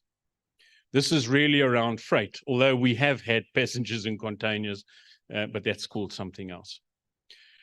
One of our greatest problems is that most of the transport modes in South Africa have been developed independently, and they actually compete with one another instead of working together with one another. So road and rail, and definitely on the land side, road and rail are seen as two separate competitive operations or carriers, if you would, and don't actually really talk to one another. And that's really, really, really sad. Why do they do that? Well, I can tell you from a freight point perspective, is that you can then lever, you can exploit, and exploit in the right way, not in the wrong way. So not to drive costs up, although unfortunately it does happen. But within the silo, you have the belief that you control the cost, reliability. Definitely if you compare road to rail, you're going to say, rail, reliable? I don't think so. So you can control the cost, the service that you're getting, the frequency of the service, reliability, as I spoke about, and various other advantages, because you seal it into the silo of operation. You try through that to gain the market share. Now, in the last couple of years, road has probably gone past the 85% of movement of cargo on land in South Africa. We're probably pushing almost close to a 90%. But even if we're not at 90%, it is unhealthy for us to move so much cargo on land at that sort of rate. And you would have seen in the previous presentation some details around that. So what options are available? And I was hoping I could get this as the final chapter in that book there, entitled From Logistics Strategy to Macro Logistics. Prof, are you open to this? There are some options, but these options have been around for a long time. It's not rocket science. It's not secret. Modal transportation requires us to think differently. Intermodal transportation, sorry. So where you move passengers or freight from an origin to a destination, relying on a sequence of transportation modes, each carrier issues its own ticket or its own contract if it's freight. If we go multimodal, you can actually logistically link these systems between transport modes. And I think that's really where we want to go. That's where the countries who've got it right are actually operating. And there's a single rate. Now that's an interesting topic. So when you buy the service or you contract in for the service, there's a rate already that is being set to take you through the various modes. Can you imagine South African logistics companies and businesses getting their heads around that? That when you contract with me, it includes the rail leg and the road leg, and if there's a water leg or an air leg or whatever the case may be. It also is important around the transferal of the cargo. The more times you handle cargo, the more times you pay. And if you can get that cargo into a singular unified style or size, like a pallet or a container, it works far better. And I think we're there. That's not something that we still have to design.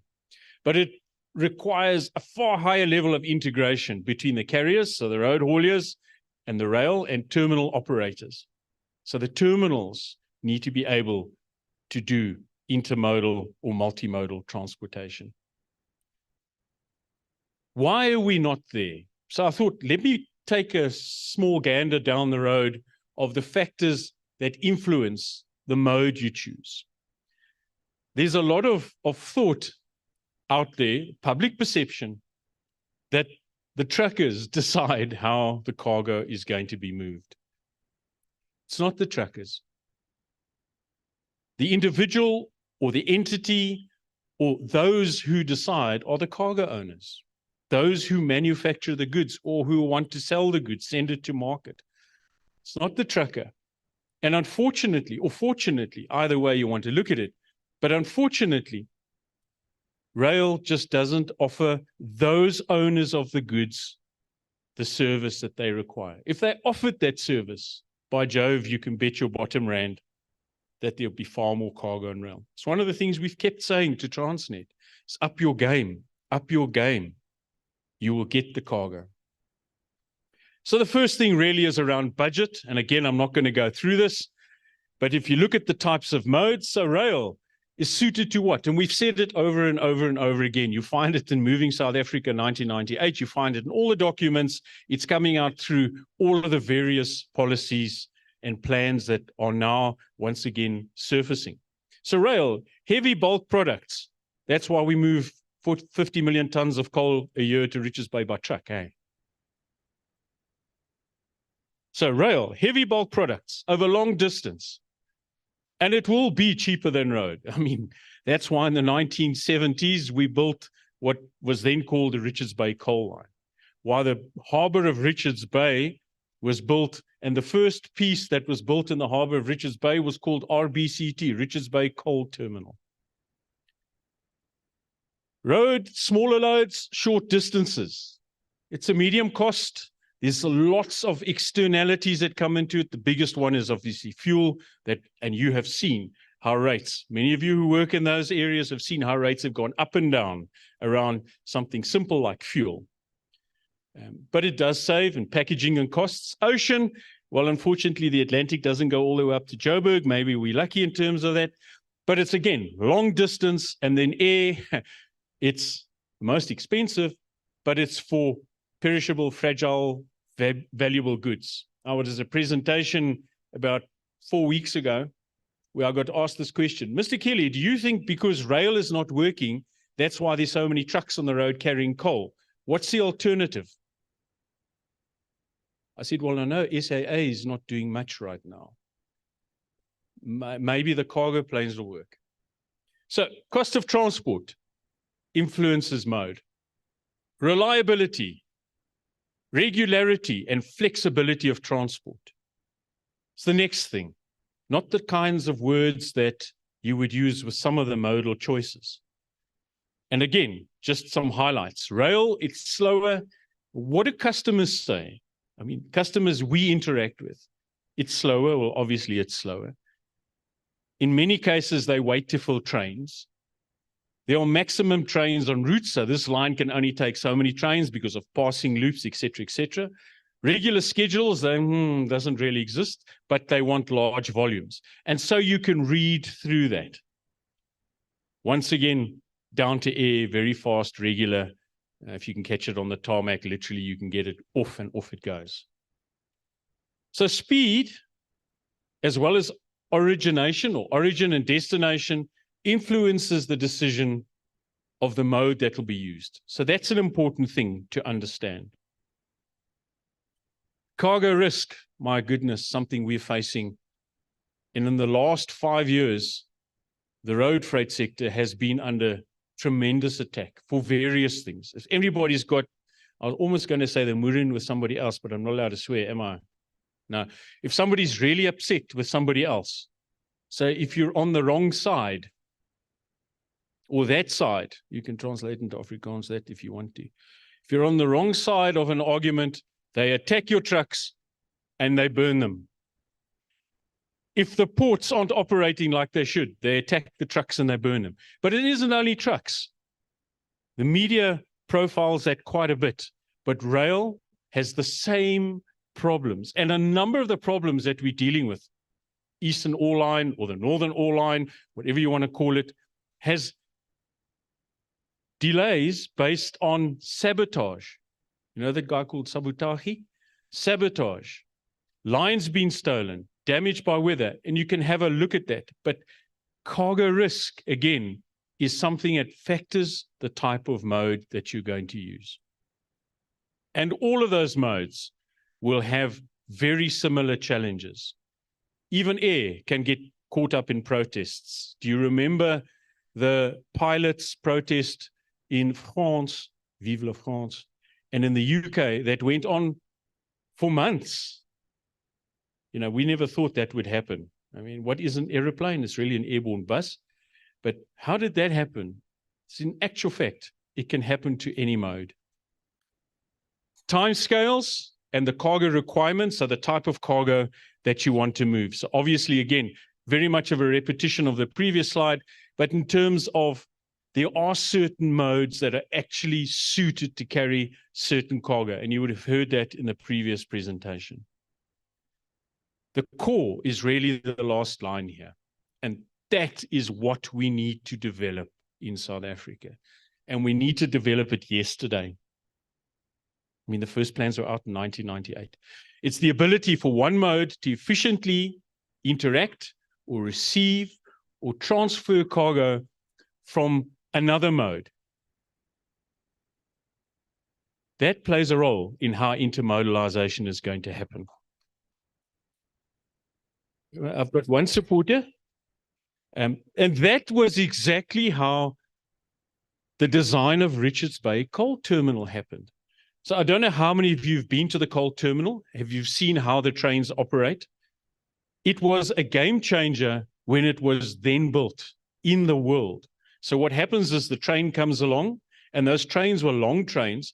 They get to the terminal, and there's actually the offloading system isn't some sort of crane that now goes and grabs the coal out and brings it out and puts it into a stack, which was the general practice around the world. Or that the bottom of the truck opened up, the bottom of the wagon opened up and the coal fell out. They actually turned the wagons upside down. And they would take 4 wagons at a time. It would come into the spot, turned upside down. This would fall onto a conveyor belt, up into the ship loaders and onto the ship. So the the efficient interaction between the two modes or between modes is very, very, very important. Okay, now for those of you who brought razor blades with, it's now take it out of the covering, prepare to apply to your wrists. Where are we in South Africa in terms of modal integration? Well, that's the split happening just between road and rail. And in the previous presentation, you saw that from Prof. You can see that the rail index is just plummeting while the road index has to pick it up. And we have to stop that. And the way to stop it isn't to start banning trucks from moving goods. It's to get rail back to where it should be. That's what the structural constraints look like. Electricity is a huge problem. And you can see the total cargo is heading south. And that's not coming from the RFA, that's coming from Stats SA and TNPT. Well, a couple of years ago, I don't think anybody here apart from Mike who remembers a thing called the Rail Runner. In 2016, and I'm not going to read this, you can read this. This is what Transnet said. In 2016, we're now at 2023. It's absolutely heartbreaking that we actually know what we need to do. We have the things that we need, the pieces to put into the process to make sure that the process works. But we are still, as Prof said, from 1998, looking at trying to get plans together. The last paragraph.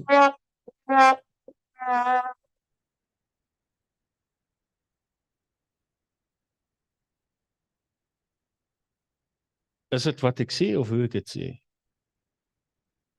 The last paragraph is the biggest one. This is not only a breakthrough for Transnet and the rail industry, but also for South Africa's domestic freight industry. This bimodal logistics solution will ultimately enhance the economic competitiveness and growth of freight rail transport in South Africa, potentially increase Transnet's market share within the domestic freight environment, and further create job opportunities.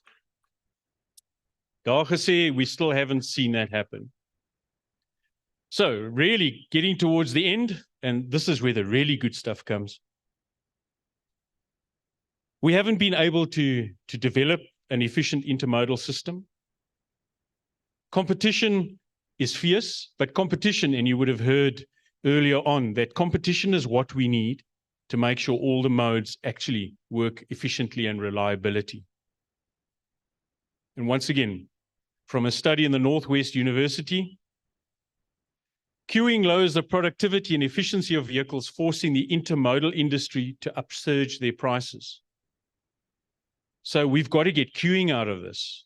And we as South Africans seem to like queuing until we really get fed up. Those of you who last stood in a queue to buy your vehicle license, I almost said driver's license, oops.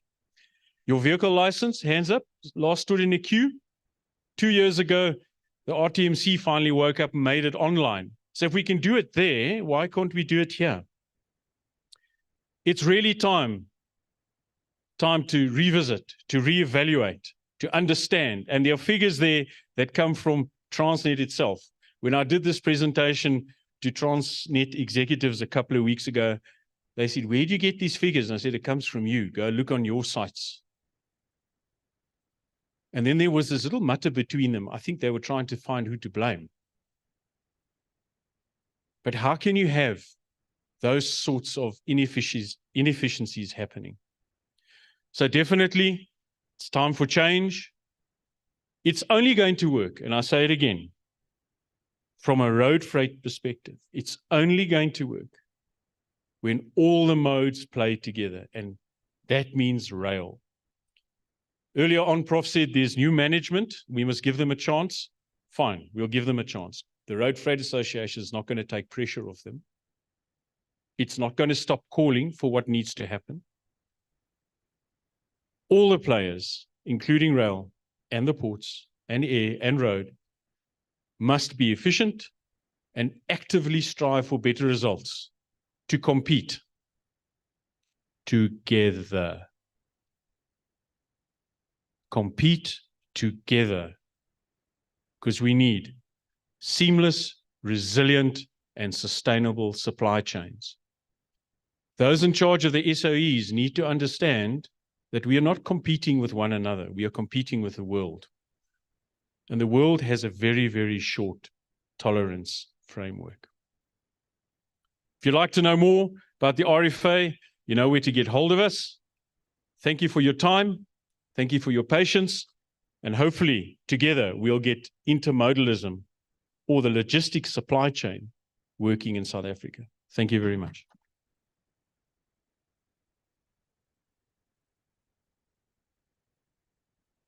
Ladies and gentlemen, another huge round of applause for Mr. Gavin Kelly. Ongelooflik is the word that we will have to use today. I know you mentioned 12.1% growth. That's fantastic. Does that work for here as well? 49 million tons. Goodness gracious me, that is an astounding figure. Be that as it may, I was thinking of another joke to tell you, but that slide said it all. How do you have end-to-end integrated rail? That's not intermodalism. You cannot move it from one mode to another mode without unpacking. Unless, of course, there is some magic wand. On that note, ladies and gentlemen, brace yourselves for, sorry, I've got this in my hand. I'll tell you why. I started with the 11 official languages, and there's a 12th unofficial language. It's the language of logistics. So you may be wondering, what is this guy talking about? Every morning, your clients ask the question, where is my cargo? And we come up with some excuse, it's stuck on the N3 or the N2, but the problem is much bigger than that. So this is for all the times we get greased by the clients. We always have a blue sail Vaseline on hand. Some of you guys will get it next week. Brace yourselves for a riveting discussion on the building blocks of collaboration in the supply chain, led by a man who understands not just the intricate dance of logistics, but he knows how to cha-cha in collaboration like no other. Please, ladies and gentlemen, join me with a slow clap at first to welcome Mr. Ewe de Ruyter, the principal consultant at Octoro Advisory. And once more, before you ask, he is not related to Mr. Andre de Ruyter. The surname is spelled differently, but the expertise is equally impressive. It's like comparing apples and oranges, or in this case, supply chains and surname spellings. It's like grabbing your hard hats, getting ready to construct the bridges to some collaborative masterpieces in construction within the logistics realm. Mr. Ewe de Ruyter, it is indeed a privilege to have you, and just clearing up any potential genealogical confusion.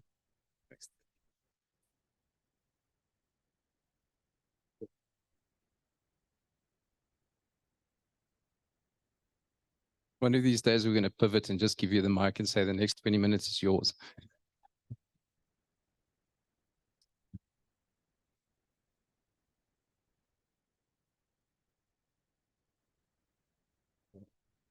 Yeah, the mic is... Sorry. Sorry for the spoiler alert there, guys. Yeah, thanks, Devlin. It's hard to sort of catch up to what the expectations are after you set us up with that one. Guys, just to conclude the thought that Jan sort of threw a snippet at while we're talking about this is one for Juanito, who loves dashboards and data, and especially live data that ticks over in real time with pretty colors. Brenter's Foundation Vital Signs dashboard went live this morning in beta form. So yes, there is a mistake. They haven't got the gains data there yet. They haven't got SAAFF's data there yet. Reach out to Ray Hartley and Greg Miles, off you go. Thanks. So not expecting Devlin here, I thought I'd do the professional version for once and go quite slick. This is what you do if you work for yourself. Long and short of it, guys, is yes, definitely not Andre's family. As my colleague of mine says, the Ruyter with an I. So thanks to Vuma for that, the clarification. But in any case, I think, it's been a tough time for South Africans in general. A lot of people have pitched up, got stuck in, sometimes with more and less success. For myself, I was also at Transnet at the same time Andre was at Eskom, and also left before the previous CEO left, also with some bumps and bruises. So we have some things in common at least. But the essence for today is to talk about, sorry, I've Can't see which slide is going where. Sorry, I'm going to do. Sorry, I will get this before the end of the day. So briefly, just it was a topic that Harry put in front of me. I didn't choose it, but so it forced me to go and get really stuck into a couple of basic principles, look at a lot of research. And he's been doing this with me for 5-6 years. And every time he pushes me to a new, scary, dark place, which I usually resolve in the middle of the night with some deep insights, and then I test it on you guys. And sometimes it works, sometimes it doesn't. So here goes. So going to quickly visit a couple of pieces of research and a couple of concepts just to revisit and put some ideas out there. And then I'm going to try and pull them together in terms of my ideas, in terms of supply chain building blocks for collaboration. I know it's going to come across that Juanita, Gavin, Jan, and myself compared notes. We haven't. But you'll pick up similar words all the same time. And it is because, as Gavin says, it's common sense, perhaps not just so common. So moving along swiftly, I apologize in advance for my colleagues who've been bored to tears for me saying a couple of things over and over again, talking about John Boyd, Russell Aikoff, Apple Computers, Donna Meadows, Hunter Harrison, Peter Drucker, etc. It's going to happen again. So you're welcome to play name drop bingo while going along. So just before I kick off, I just want to pick up one thought that Jan raised is just to stress, Transnet management needs help. It's not a facetious comment. It's a very honest, forthright comment. As somebody who was at a front row seat of the foot on the throat of the business from 2020 to 2023, it's something quite profound. The damage is deep. It didn't start there. It started a decade ago in Jan's previous presentations, which is online. You can go and visit and see where the demise or the malaise started. But it accelerated in the last 3 years and 3.5, 4 years. But we'll talk about that another day. So just by way of introduction, the concept for me at this stage is to try and get ourselves to see how collaboration, not just as a motherhood apple pie kind of concept, but how it can really help us in South Africa. Gavin, it's going to be a huge relief to you that you're not the canary in the coal mine for logistics collapse anymore. The latest one that I think we haven't spoken about is when FMCG guys start flying freight into South Africa because they're trying to avoid the ports. That's the new low. So I'm happy with your trucks, but I think flying air freighting in FMCG goods is a new low. Yeah, sorry, I'm just gobsmacked. There's not really words to talk about that. I'm going to flip through this. You guys can read it afterwards, but just if you do want to reread the presentation, the reason I put these in, these are the terms that I'm referencing when I speak about them. But any specific comments and criticisms, happy to pick it up. But you'll see where I'm going with this. Talking about collaboration, digital transformation, talking about systems and building blocks is just to say, effectively, the basic elements in order to describe a system moving forward. So not just in terms of the content I'm presenting today, but also in the room and some online, we'll be, as we always do when we move forward, we stand on the shoulders of giants. So we've got Jan standing over there, we've got Gavin over there, we've got Juanita over here. We've already had some of those presentations. Hopefully online, we've got Dr. Sandra Gertenbach, who I'll be referencing today, but also everybody that shapes one another as we move forward. It is the way that we learn. It's an African thing. It's a global thing. And it is where a growth and innovation comes from. So in essence for today, I'm going to be referring to, and Devlin, this is where I need you, buddy, Drs. Alavuddin and Venkasharawan. Sorry, I'm going for that. They're talking about levels of cooperativeness. There's a quick little detour to Russell Aikoff, that's once. Talking about Dr. Richard Wilding at Cranfield University, his work, and then Dr. Sandra Gertenbach, a former colleague of ours.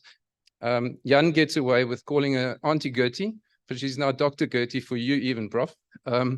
So she's recently completed a PhD at Da Vinci, and she's put some really interesting thoughts into the mix. So talking about levels of cooperativeness, where they talk about in supply chain collaboration, it's been extensively proven work together. It's a win-win for everybody. So it's really dumb not to collaborate in such supply chains. I'm not trying to convince you of that, but how you collaborate has to be in a completely different way. I think, Gavin, you used the word of not competition, compete together, if I'm roughly correct. But that is what we're talking about true collaboration, is each party earning their keep, but going across the two axes of assertiveness and cooperativeness. You move from avoidance, I don't give a damn about your stuff or the customer stuff, I want to do my own things, start compromise, which is what most negotiators tell you is a really bad thing to do. You have outright competition where you look at the market as a cutthroat exercise, which is unfortunately currently our bulk truck industry. And accommodation, I'll let Big Brother win and ultimately I lose. But what we're really looking for in collaboration is, as cliched as it is, it's the only way to get it done, is to having a win-win situation gives you true sustainability in a supply chain, allows the supply chain to improve over time. Doing a quick detour to Russell Aikoff, who always talks about efficiency and effectiveness differently to most people. I'm a big, I think Jan was, your tiers of efficiency that you bath in? I bath in tiers of effectiveness. I'd rather do the right thing wrong than I do the wrong thing right or better, as Aikoff says. And to be honest about it, you'll see how these matrices echo one another in terms of certain of the quadrants correspond and align with one another. And specifically for me, doing the right thing right in any activity, but especially in supply chain cooperation, allows you to thrive. You can survive by getting the right thing done, but doing it wrong. For a short time, you'll survive, but or potentially for a long time. But if we look at the left-hand side and detouring from collaboration quickly, this is in essence what we're seeing with our transport SOC. It has been dying slowly for more than 10 years. Let's not forget the complete disaster of the market demand strategy, 200 billion rands thrown at 22 million tons gained over 10 years. So it's not the last 3 years that's been the worst. It's been the build up to that and the slowly dying of doing the right things poorly. Now, capital allocation on that was abysmal, to put it mildly. What we've done now is we've done the wrong things and we've done them poorly in the last 3 years. So guess what you're seeing? You're seeing quick death. Moving over to another giant, Professor Richard Wilding, that Jan knows, name drop there for Jan. He always talks about the C3, and this is the intersection of collaboration, coordination, cooperation. Sandra used this in her PhD as well and references it. It is, let's call it a trifecta. They all need to be there in order to make collaboration work. But again, it's planting a seed about moving forward, about what I think that the way to do it is should be considered. Moving on then to the next one. Also Richard's idea, the 3 T's, acronym city. So it's the continuous balance of time, trust, and transparency around agility. Now, agility, just whenever you speak to me about it, I'll never use capital A. I'm not a Scrum, Agile, whatever next tribe that you want to throw at me around programming. I'm talking about true agility, ability to change your mind, change direction, moving in the different direction in a coordinated fashion. I'm always reminded of Darwin's quote in this particular case, where he says, not the strongest of the species that survive, but the one that's most adaptable to change. That's what agility gives you. It's the ability to change direction, ability to cope with change. And you'll see that revisiting shortly. Then when we talk about, okay, sorry for that. Those, let me see. No, they're meant to be links that you can't see.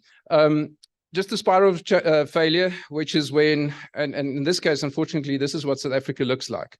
We have a monopoly environment. It's point 4 on Jan's plan, which is to break the Transnet monopoly. It's about time. It's more than just restructuring, to be clear.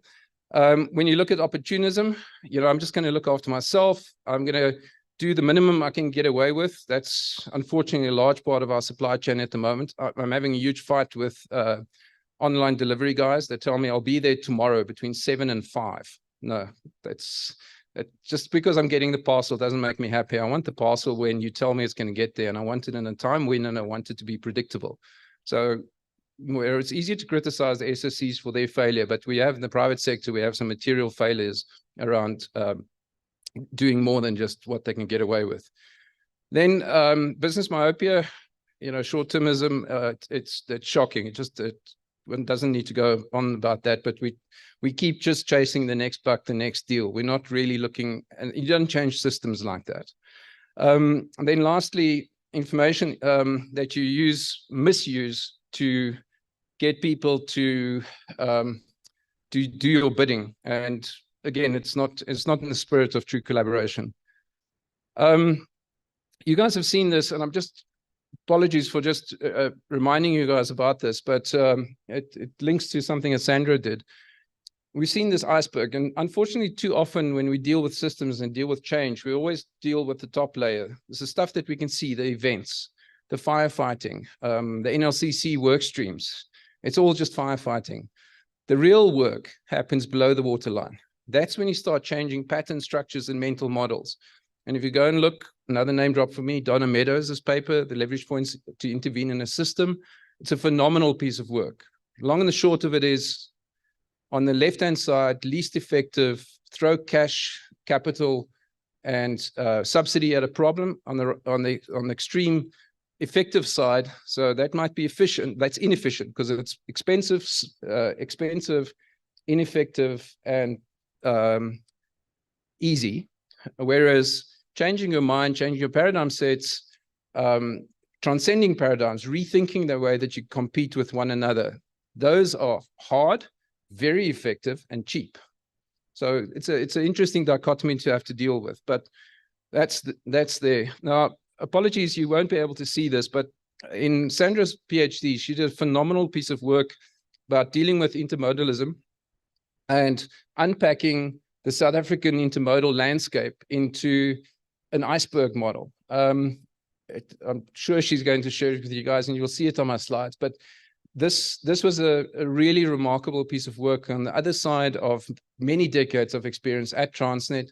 She's now currently doing some consulting engagement at DPE, a phenomenal resource with deep understanding of how this works. But one of the things that also comes out of this, you'll see here, is the firefighting at the top end, the symptoms that we see, but below the waterline is the stuff where the real change happens. So whether it was 1998's papers that Jan referred to and Gavin referred to, that hasn't happened. Those are the below the waterline things that needed to happen.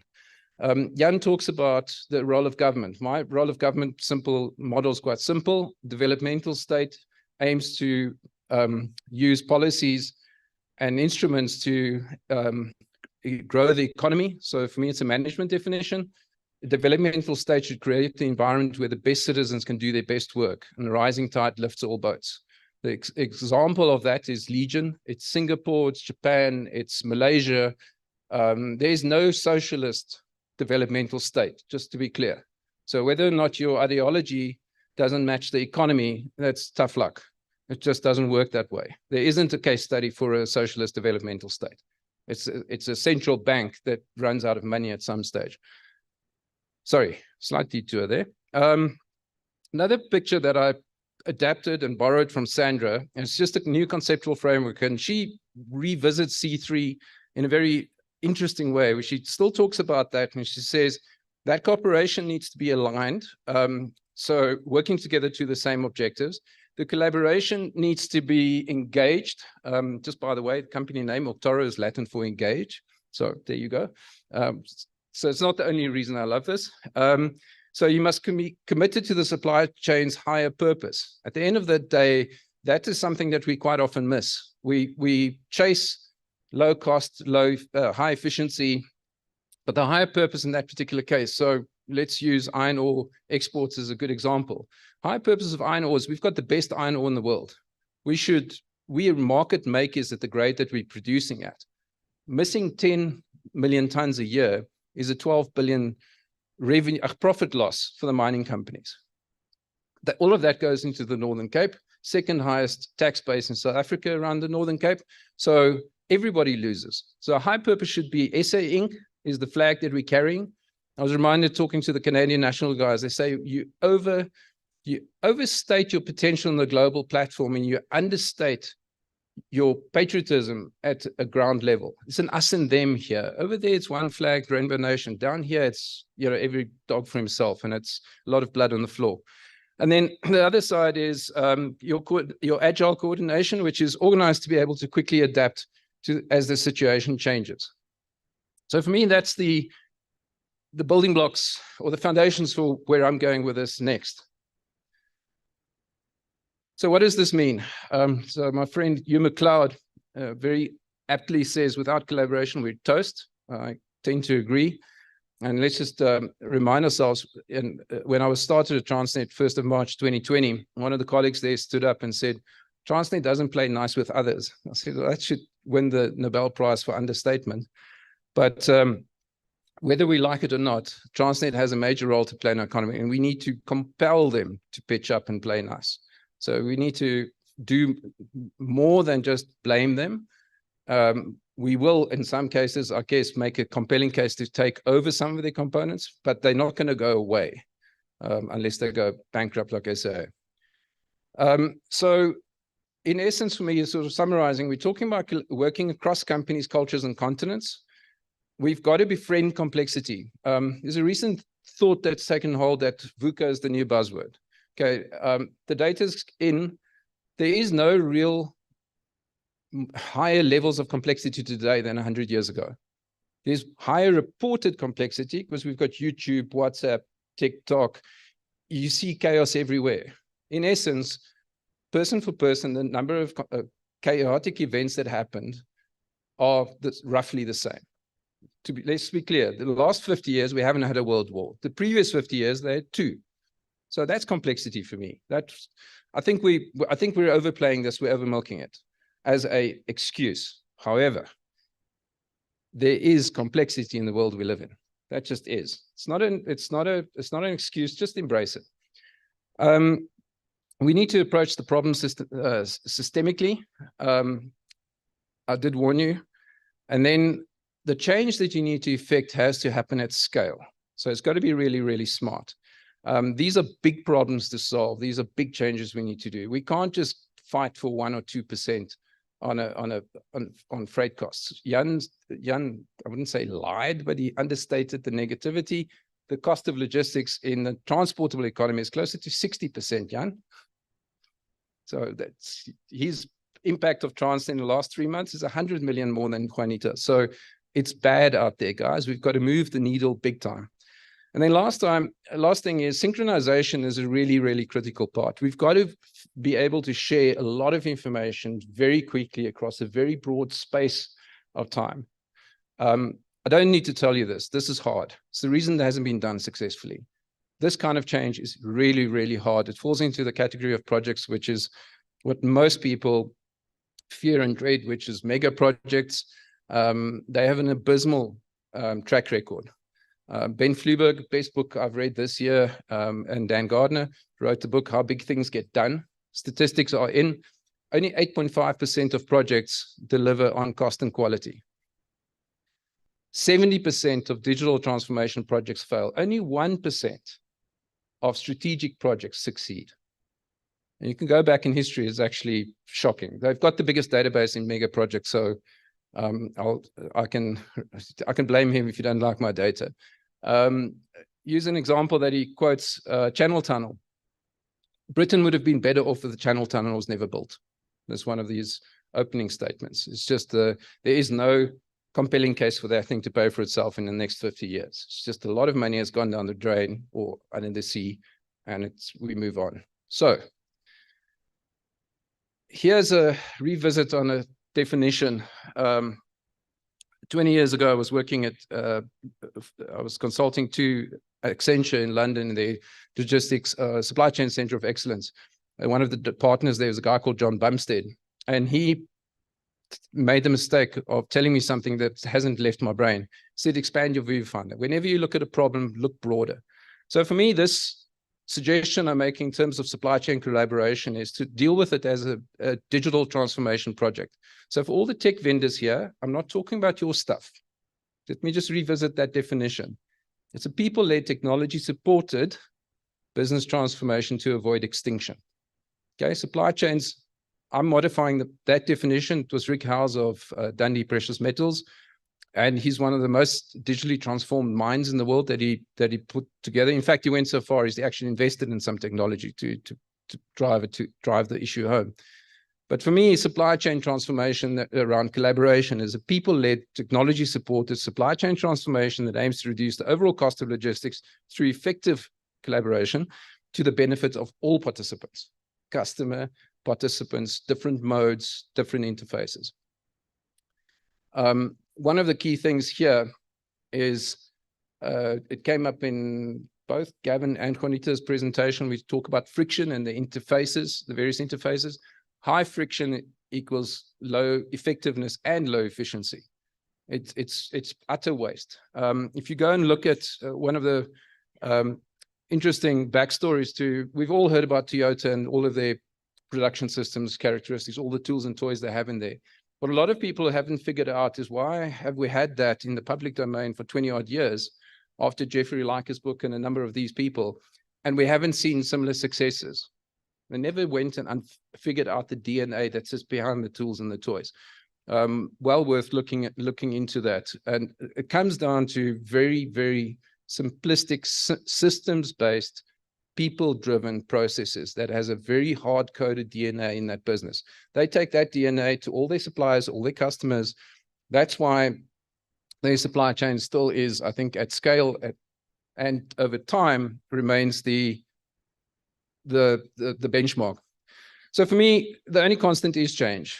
Don't fight it. Don't try and get the change management consultants to sell you on yet another change management program. We survived COVID. I was in Transnet. I was the command of the operations command center. We had 6 days and we change managed our way through that perfectly. At the end of that 6 days, we had 35,000 permits issued. We sent half of the people home and we moved 85% of the freight within a week of recovery. So change management, to my mind, is oversold. I don't think change management, it needs to be sold as a separate thing. It's in how you lead your business, your partners through the process. So for me, to conclude, the building blocks for me is adopt systems thinking, embrace complexity, trust that your people are the ones that make the difference. You need to be agile and you need to start small and scale fast. So in systems thinking, just to reiterate, we're talking about the whole supply chain, well beyond your control. So you're going to have to do digital transformation in 2 businesses, 3 businesses at the same time, because you're going to have to be aligned. Ask Spar how that's going at the moment. What did they do? IT-led business transformation. Oh, sorry, let's bring the people along. Sorry, with all due respect, I think it's a hell of a case study and I feel for them. But unfortunately, it's not the first time an ERP has taken a big business down a nightmare. Embracing complexity. There's a lovely world expert in complexity called Sonja Blichnout, based in South Africa. She and her colleague introduced a course called Cool. It's a complexity fitness course that allows you to look at different skills that you need to deal with complexity. I've said to you, don't use VUCA as an excuse. Ride and surf on top of the waves. Don't go and sink and swim in the rough seas. Climb on a surfboard, observe the world, and take a big wave. Wave is nothing else than a hell of a lot of energy and a hell of a lot of complexity that will kill you if you do it wrong. But it's still a sport for us to go and visit. People make the difference. Both in Richard Wilding's work and a couple of other people, people is what makes friction go away. So relationships matter. It really matters how you engage with people on a human level. So you want a people-led transformation, guess what? Become friends. You have a problem, had a problem, I'm going to talk out of it, in some of the structures that we've participated in. One of our biggest issues, we've never met one another, all in one room. So we're expecting to do a major change, bullying Transnet into doing X, Y, and Z, but we never really sat in a room and walked in their shoes. Only now we've seen a couple of the people from the private sector getting in the trains, riding with the guys. Previously, in our defense, Transnet guys kept the people out of Transnet. So the foot's off the throat. There's oxygen coming into the patient, but relationships matter. Agility, again, a reminder of the Darwin quote. I can't say it enough. I just fundamentally believe in it. And then looking at the scaling up,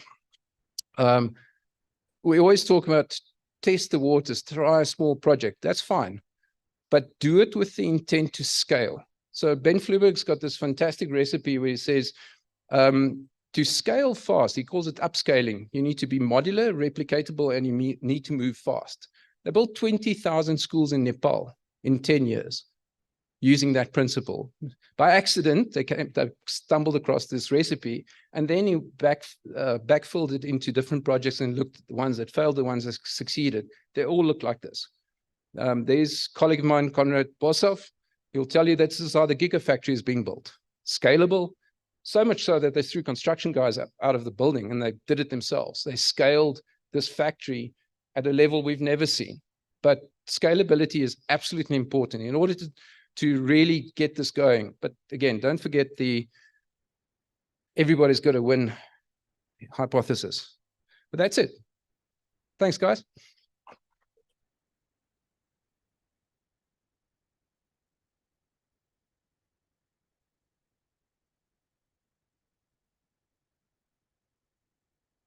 Ladies and gentlemen, I think the pearls of wisdom that was shared from the depths of the ocean are indeed invaluable. Some of you guys got that, the iceberg, depth of the ocean. Scalability, agility, adaptability. You mentioned the 3 C's as well, Evert. You spoke of collaboration, competition, and compromise. And with the analogy of the iceberg, I could not help but realize under the SAAFF banner, that's the ocean, there's the iceberg, collaboration and transparency. Just had a moment, a light bulb. So quite a few of them here. So on that note, ladies and gentlemen, I've lost my script, but I'm going to try and wing this. I'm going to introduce our next speaker. And they're actually a duo. Barbara Streisand and Kenny Rogers gave us Islands in the Stream. Now we have Kathy Bell and Dr. Paul Nordingen that will give us Islands in the Supply Chain, from one expert to another. Ladies and gentlemen, a huge round of applause for Dr. Paul Nordingen and Ms. Kathy Bell.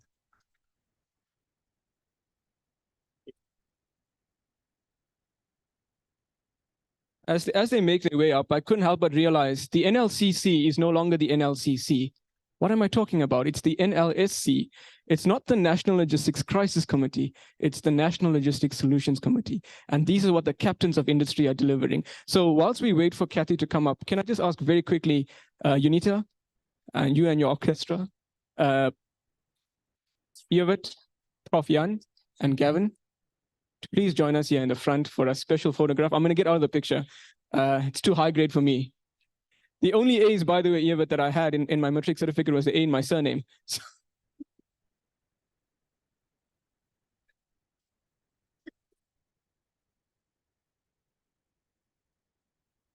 I couldn't concentrate, Junita. I know my jokes are dry. And I mean, they had the audacity to put a brand called Thirsty on the table. Okay, Harry, if you just capture these captains of industry, ladies and gentlemen, let's all stand as we do this. Sure. It is a government structure, the brain structure, Unita. I think private sector brings the intellect. And ladies and gentlemen, let's all stand as we do this. I think this is an important moment.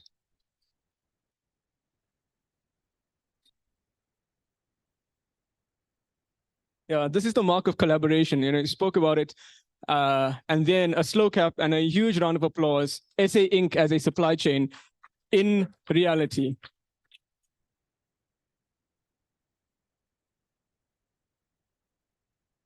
So on that note, the leaders still need to be regulated. And therefore, we have the expert. So I don't want Devlin to put us in trouble because the NLCC is not a private structure. It's a government structure. And we as private sector can work in some different work streams. So we don't want the media to capture the structure incorrectly and then we've been called by the government in 2 days' time. So please, Devlin, we still love our lives. I think the media captured that quite well, Unita. On that point, thank you very much, Unita, for the clarity, and thank you for saving me my job as well. My job is really secure. Nobody wants it. And you think your Tuesday is going really, really well until you realize it's not a Friday. Teresita. On that note, before I hand over to Kathy and Paul, I just want to acknowledge die boodskap as duidelik. Jacob, thank you for this. Collaboration in the supply chain is a win-win for everybody. So you got to collaborate, compete and collaborate, but collaborate together. It's when you take hands and you walk together, then you're able to soar to the greatest of heights. On that note, ladies and gentlemen, a huge round of applause for Dr. Paul Nordingen and Ms. Kathy Bell.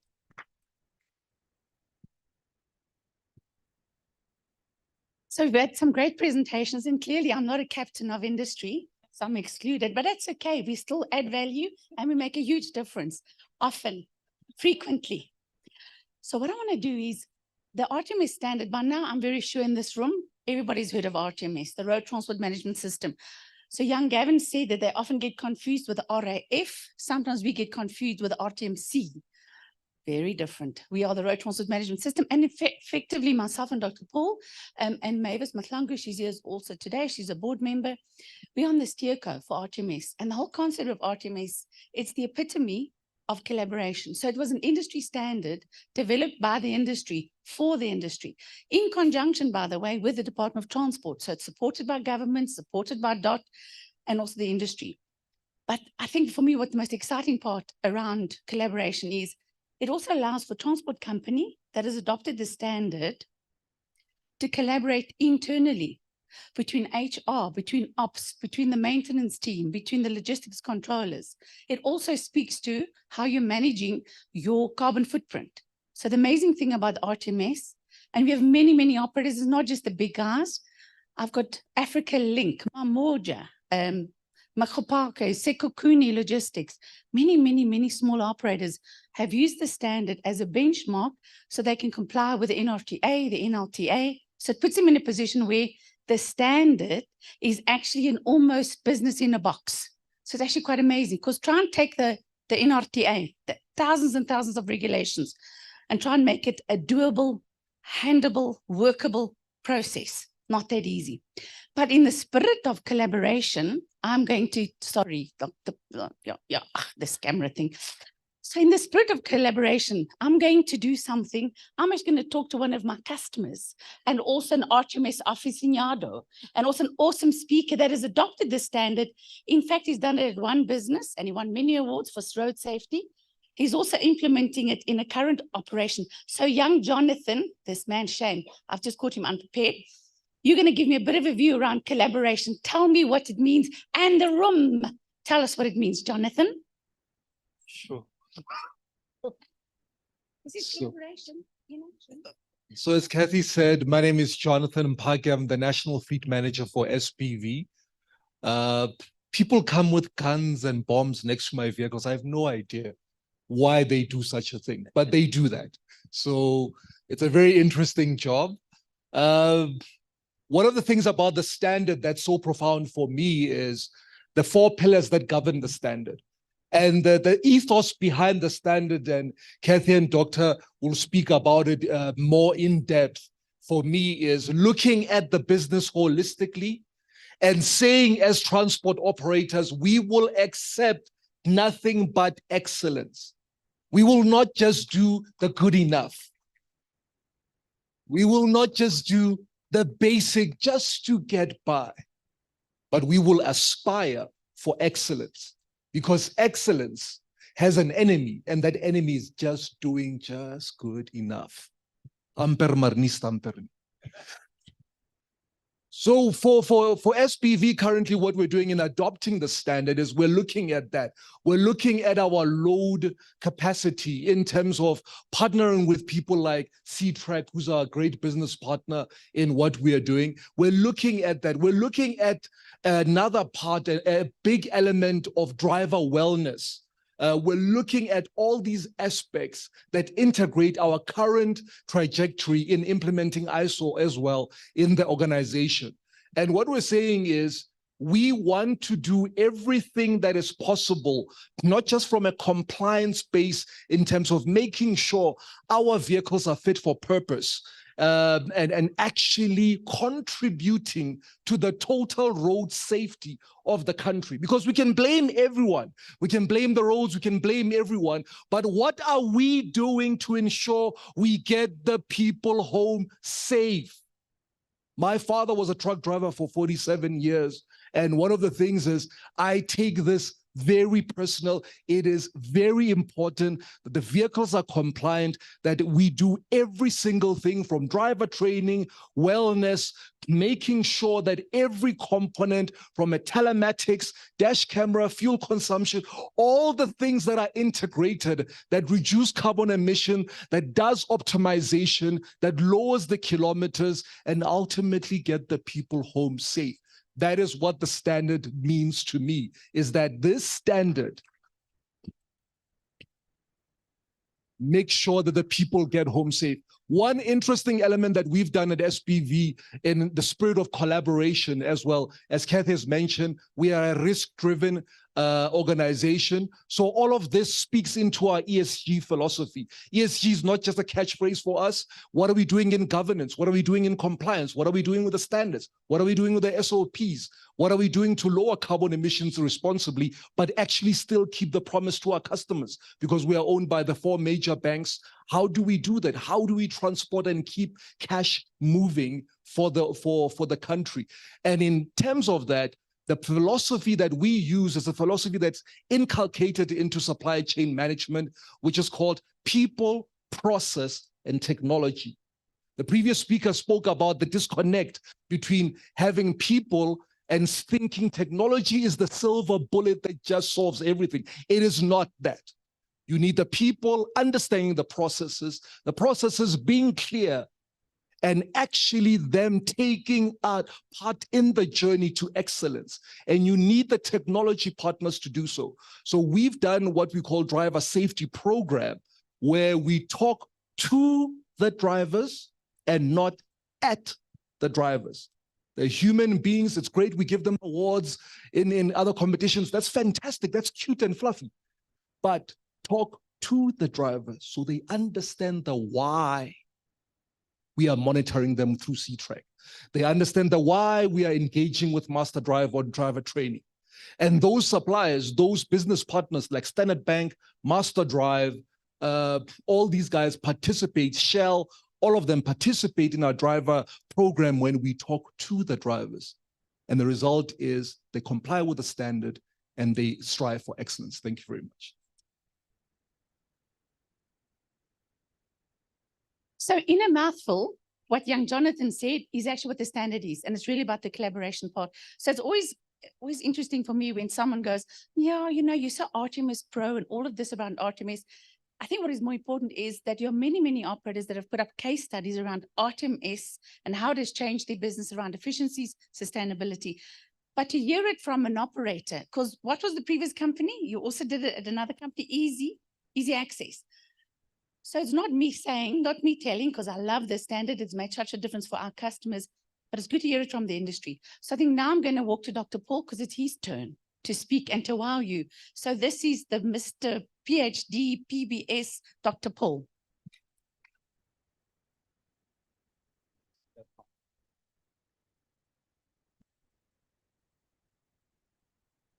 I'm still just in time to say good morning, everyone, and thank you. You know, when Harry asked me to present at this workshop today, I had to do a bit of thinking, and I actually realized that we'd sort of taken it for granted, but that collaboration and a lot of what people have been talking about this morning has really been the key success factor for both the RTMS and the PBS projects.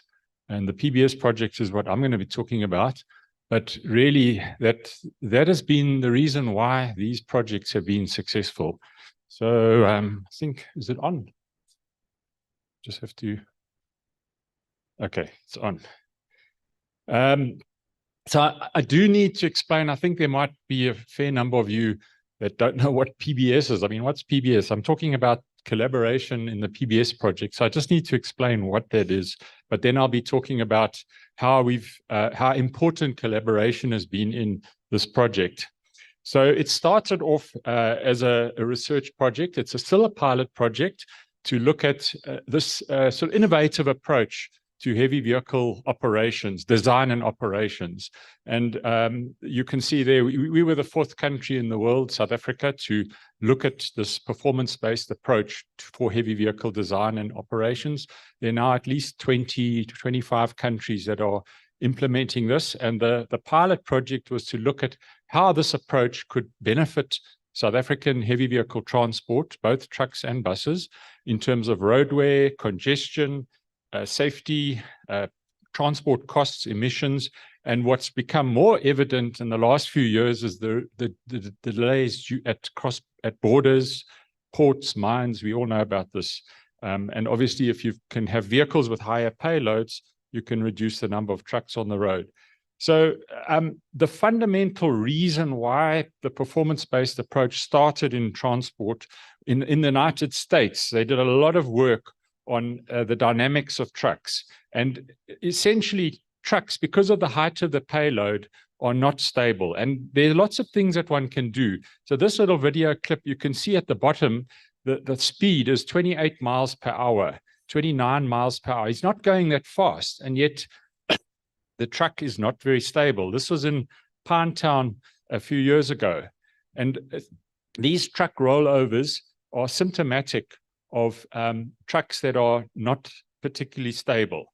And it's not just big trucks. PBS, and I've distinguished between performance-based standards and high-capacity transport. But PBS, or the performance-based approach, applies equally to a rigid truck, for example.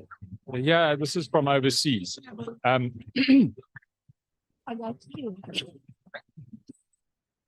So the traditional approach is to specify what a vehicle looks like. That's how the road traffic regulation works, mainly with mass and dimensions.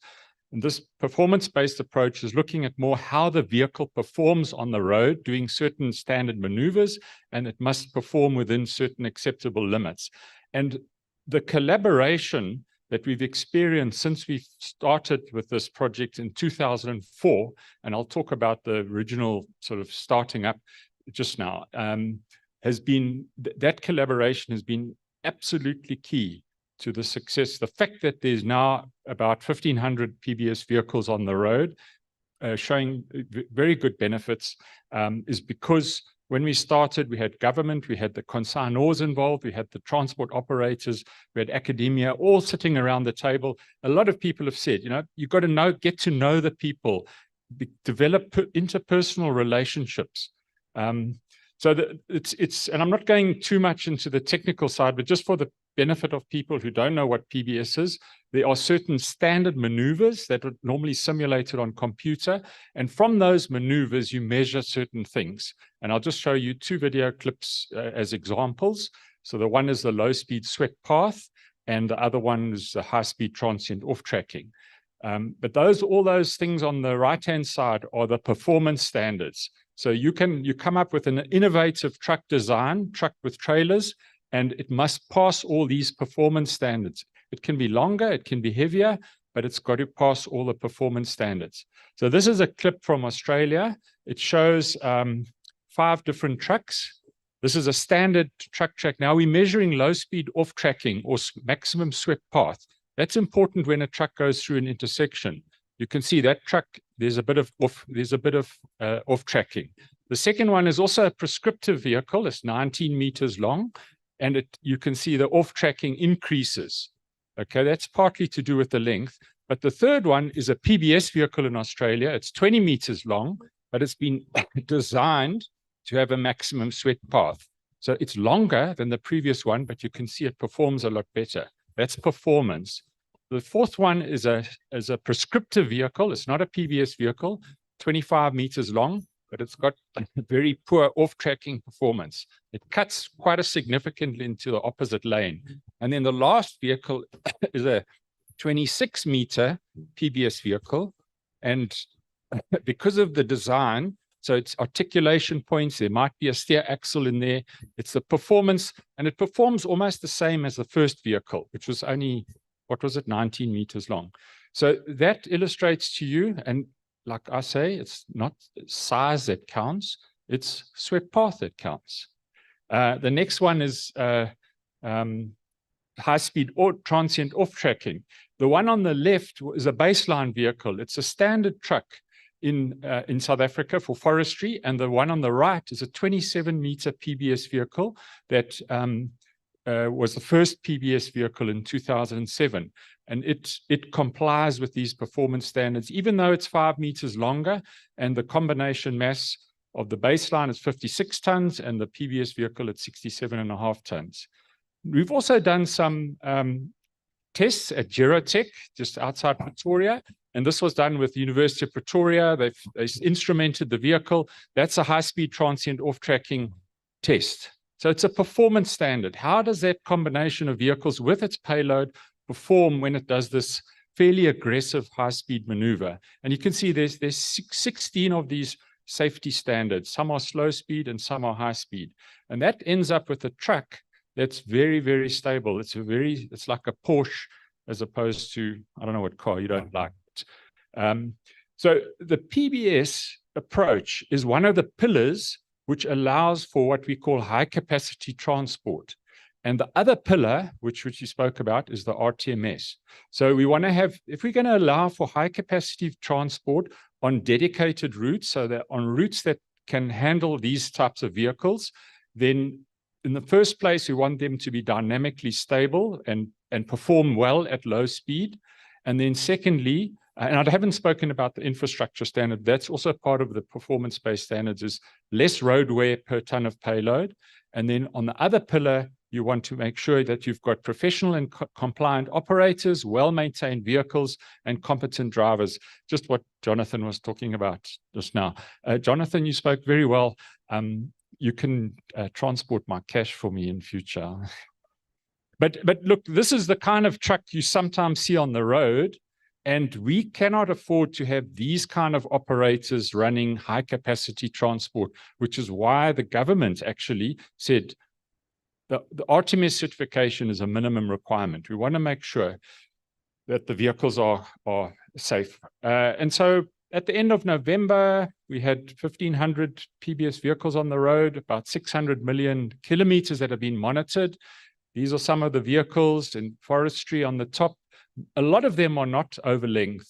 The bottom right left is two 6-meter containers, but it's over mass. It's more than 56 tons. And at the bottom, the side tippers have become very popular in the mining industry. But they can reduce costs significantly compared to the baseline vehicles, but still no comparison to moving this stuff by rail. So that's the answer. The answer is to get the coal and the manganese and everything on the rail, but this is an alternative to standard vehicles, making them safer, less road wear, and lower costs. You can see fuel, Coca-Cola, the car carriers, ZZ2. The bus corps is running buses in Mbombela, about 44 of them. And if you look at the crash statistics, the biarticulated buses, which is a PBS bus, has a crash rate of 5 per million. That's measuring since 2014, compared to the bus trains, it's 9 crashes per million, and the solar buses, 9.5 crashes per million. So there's a significant safety improvement. This is a Goldfields 25-meter PBS vehicle for paper reels. Namibia has also started a pilot project, and this was the first one. It's for salt, transporting from Walvis Bay salt mine to the port. It's a short lead distance of about 18 kilometers. So the savings per month in kilometers is not significant, but the trips is from about 80 trips per day to 44 trips per day from the mine to the port. So there's a significant savings, and I think the fuel savings there is about 18% compared with the baseline. And then the second PBS vehicle in Namibia is this one. It's also an A-double. In this case, the trips are low because it's going from Luderitz to Walvis Bay. There aren't many trips per week, 4 trips per week, I think. But the kilometers, each truck is reducing the kilometers by about 11,000 kilometers per month taken off the road, because they can carry 2 40-foot containers instead of 1. We're doing a lot of monitoring in terms of trips saved, kilometers saved, fuel saved, CO2. So last year, about 100,000 trips were saved in South Africa with about 600 or 700 PBS vehicles, 33 million kilometers, 15 million liters of fuel, and 40,000 tons of CO2. And that's based on a very small sample of 600 or 700 trucks. So you can imagine if you scale that up. So percentage-wise, the savings on trips is about, on average, for the pilot project so far, is about 26% reduction in trips. On average, 20% reduction in fuel. You've got savings in kilometer greenhouse gas emissions. On average, the roadway reduction in cost is about 12%, and the crashes is quite significant, 44% reduction in crashes, comparing the PBS vehicles with the baseline. Where we are now, and this is where collaboration starts to become very, very important. The CSIR completed an evaluation report in October 2020, and it was submitted to National DOT, but up to now, we're still waiting for guidance on the way forward. So it's 3 years later, over 3 years later, because this report was submitted to the DOT Exco in March 2021. And then we've had recently, I'm sure some of you are aware, and this is because of, I think, National DOT has not been as involved as they were in the last 5 years as they were previously. And I think the costs of these letters that came from the Minister of Transport in September and then subsequently in November, our guess is that it has cost the industry about 100 million just because of PBS vehicles not being able to get permits and standing. And even today, I know of a few operators who've got brand new trucks standing at their depot that they cannot get permits for because there's not a good understanding. And this is because of not the kind of collaboration that we would like to see. So collaboration, to me, for these two projects, the RTMS and PBS, is a key success factor. We need, especially for the PBS project, clear rules of engagement. There's significant investment in trucks. I mean, I think you know, just with the PBS project, we've estimated about 4.5 billion rands worth of investments in the trucks. So, you know, if you can't get your permits on time or that sort of thing, it's got significant impact. But there is requirement for certain levels of confidentiality. So what are the barriers? And there has been mention of this morning, and this is what we've got to get around. And it's not only between government and industry, but also between consignors, consignees, and transport operators. We have hidden agendas. There's a fear of change, both from government and industry. You know, if this new thing comes in, how's it going to affect? Maybe it's going to get completely out of hand. Maybe I'm not going to be able to compete with these new high-capacity vehicles. Lack of or inadequate communication, also lack of knowledge, especially on government side. There are prejudices, there's stereotyping. All government officials are like this. All transport operators are like this. You know, but if we sit around a table and you communicate and you get to know each other, that's when you can start to make progress. Of course, there's greed. There's bribery and corruption. That is a big problem. And I think we've started to see it creep into these projects, and we've just got to fight it as much as possible. And the whole result is mistrust. So all these role players, we're trying to move forward. If there's mistrust, then we're not going to get anywhere. So the objectives from government are monitoring and control. We want to ensure safety and security. With the PBS project, you approve routes, so you can ensure that these trucks go on certain routes that avoid sensitive areas, like going through small towns. You can approve a route that says the truck can't go through past a school or whatever, because these trucks operate on approved routes. They want to ensure infrastructure protection, economic growth and competitiveness, and environmental. The private sector, it's the triple bottom line. It's efficiency, service delivery to clients and customers, employee satisfaction, like drivers, customer relationships, and basically managing risk. So the RTMS is definitely a very good tool for managing risk.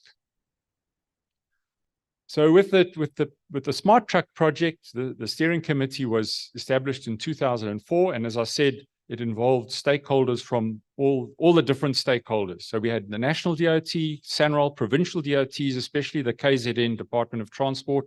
There was initially consignors and consignees in the form of Mondi and SAPI, later on the Minerals Council, FMCG, such as the beverage industry. Originally NPI, National Productivity Institute, which is now Productivity SA, the CSRR, and the Road Freight Association. And we had a fantastic team. It still is a fantastic team. As I said, unfortunately, for the last few years, the National DOT have kind of just don't attend the meetings. So the people there are not up to date with what's actually happening with the project. We promote transparency. So all the PBS operators have to submit monthly data on axle and combination mass per trip. And there's the annual RTMS audits, which reviews the KPIs, including loading, speeding, servicing and maintenance, driver hours, driver wellness, driver training. So it's a way of promoting transparency between government and industry. And depending on what MinMec decides on this PBS project, they have to now make a decision. Is this going to stay, or are we going to terminate the project? If they decide that there is a place for this PBS approach in South Africa and high capacity transport, we're definitely looking at real-time monitoring, which is a lot of transport operators are doing it already to ensure the truck, or to monitor the truck that it's on the route that it should be, monitor its speed, and also monitoring mass. There's companies now that can do real-time mass monitoring. And I've been involved in a project with SANROL that's looking at a weighbridge bypass system. So you can geofence the weighbridges. When the truck reaches about 3 kilometers before the weighbridge, it's identified, certain databases are interrogated, and the driver can get a message that he doesn't have to stop at the weighbridge. Because a lot of these weighbridges on the N3, the N4, the N1, about only 20% of the trucks that are weighed are actually prosecuted. So there's a lot of waste of time and waste of trucks queuing to be weighed when in fact they're legal. So internationally, there's a lot of work being done on high capacity transport. The EU did a big study that was funded by the Association of European Road Authorities that included high capacity transport. The OECD have done a number of studies that are looking at how high capacity transport their main concerns are congestion and emissions. In Australia now, there are over 19,000 PBS vehicles. They've measured a 46% less major crashes, productivity improvements between 15 and 30%, roadway, 65 million Australian dollars saved in 2016, and environmental in 2016, 94 million liters of fuel saved. So in conclusion, I believe that this PBS approach for design of heavy vehicles is an excellent tool for allowing high capacity vehicles that are safer, cause less road wear, to operate on approved routes. Globally, there's a trend towards high capacity transport to address the challenges of increasing congestion and emissions. And in South Africa, obviously, safety performance is a big factor that we need to try and address. And then, of course, there's the whole thing of queuing. I mean, on Friday, I think I got a WhatsApp message. The queue to the Lebombo border post was 28 kilometers. And that happens on a regular basis. So, if we've got higher capacity vehicles, we can definitely reduce queuing at all these points. And as I said, I think collaboration is trust, transparency. These are absolutely key if we want to move forward on this project, which I guess is a kind of a case study, but it applies to a lot of what other people have been talking about this morning. So thank you very much. That's my presentation.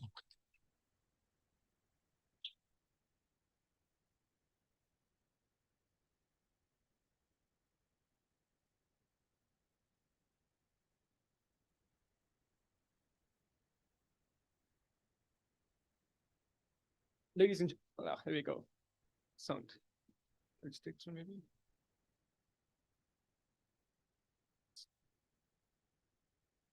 Sound. Yeah, I think we lost. Yeah. Guys, I think the mic is getting tired of me, but hopefully you aren't. On that note, I just made a few points, Dr. Nordingen. You spoke of the performance-based standards. And you mentioned 1,500 performance-based standard vehicles on the road.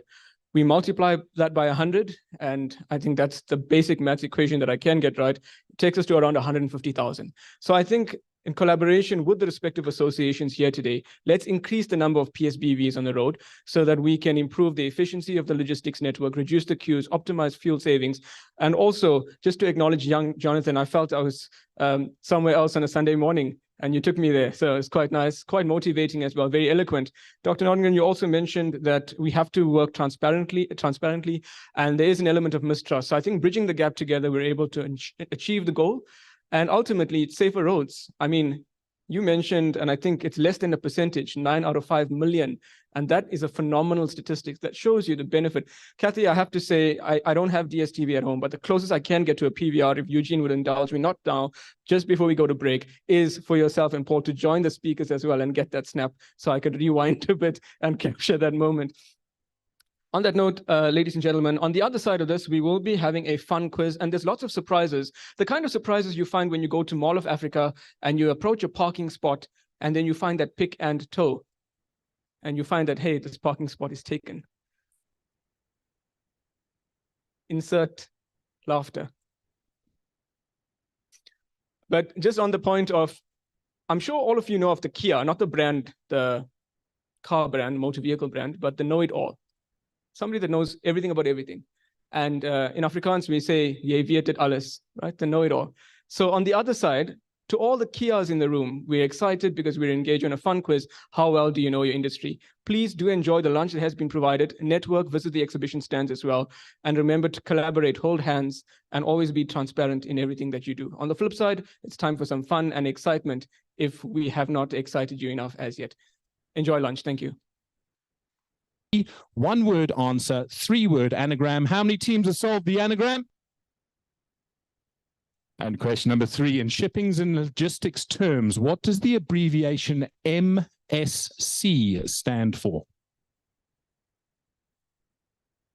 Question number 4, in freight and shipping and logistics, what does the acronym F for Foxtrot, O for Oscar, B for Bravo stand for? FOB. In freight, shipping, and logistics terms, what does the acronym FOB stand for? Question number 5, who is South Africa's largest trading partner? And question number 6, South African legend Brad Binder recently helped which delivery service to surprise some lucky customers? Question number 7, in October of 2010, former MWeb CEO Kim Reed and US-based investment firm Tiger Global Management acquired an existing South African e-commerce business called Take2. What is that business called today? And question number 8, name the company that in 1995 opened as an online bookseller, selling the world's largest collection of books to anybody with internet access. And question number 9, what hidden symbol is in the FedEx logo? Once it has been seen, it cannot be unseen. Right, question number 10 is a musical question. I need you to name the song, artist and or band to give us this song. This is question number 10 of round number 1, a very, very famous piece of South African pop music indeed. Question number 10 of round number 1, can you name the song, artist and or band?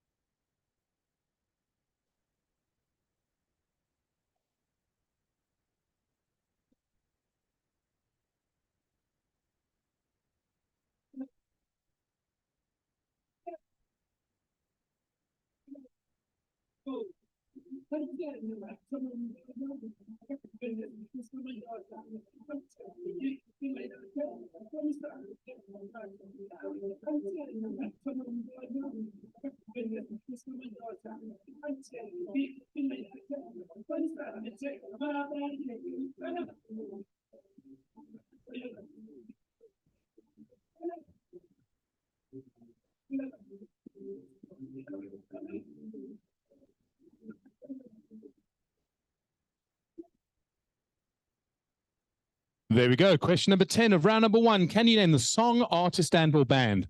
So what needs to happen now is you guys need to swap those answer sheets over with an opposing team. It doesn't matter how many times they're swapped over, just as long as you've got a team name, and we're very briefly going to mark each other's answer sheets.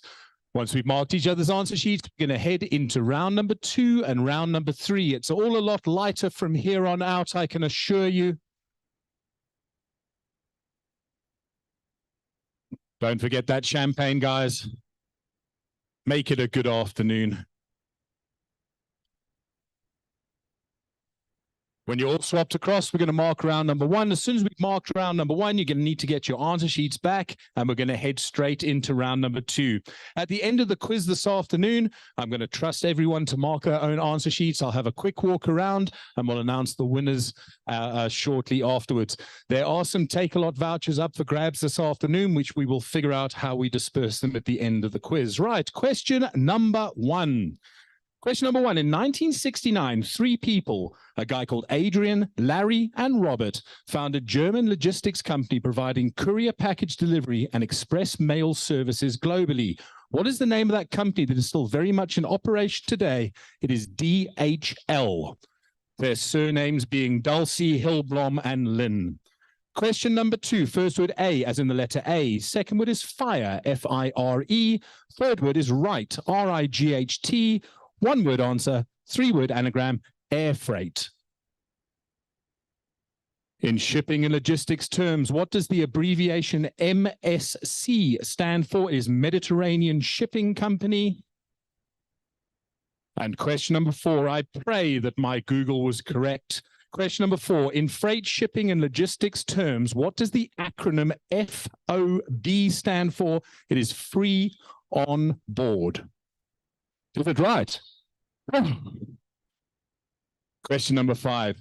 According to mine, so I didn't do it in terms of volume or value, so I hope it's the right answer everyone's got. Who is South Africa's largest trading partner? It is China. Do we have a dispute? According to my Google, which is straight out of Benoni, it's China. So let's do it democratically. How many teams have got China?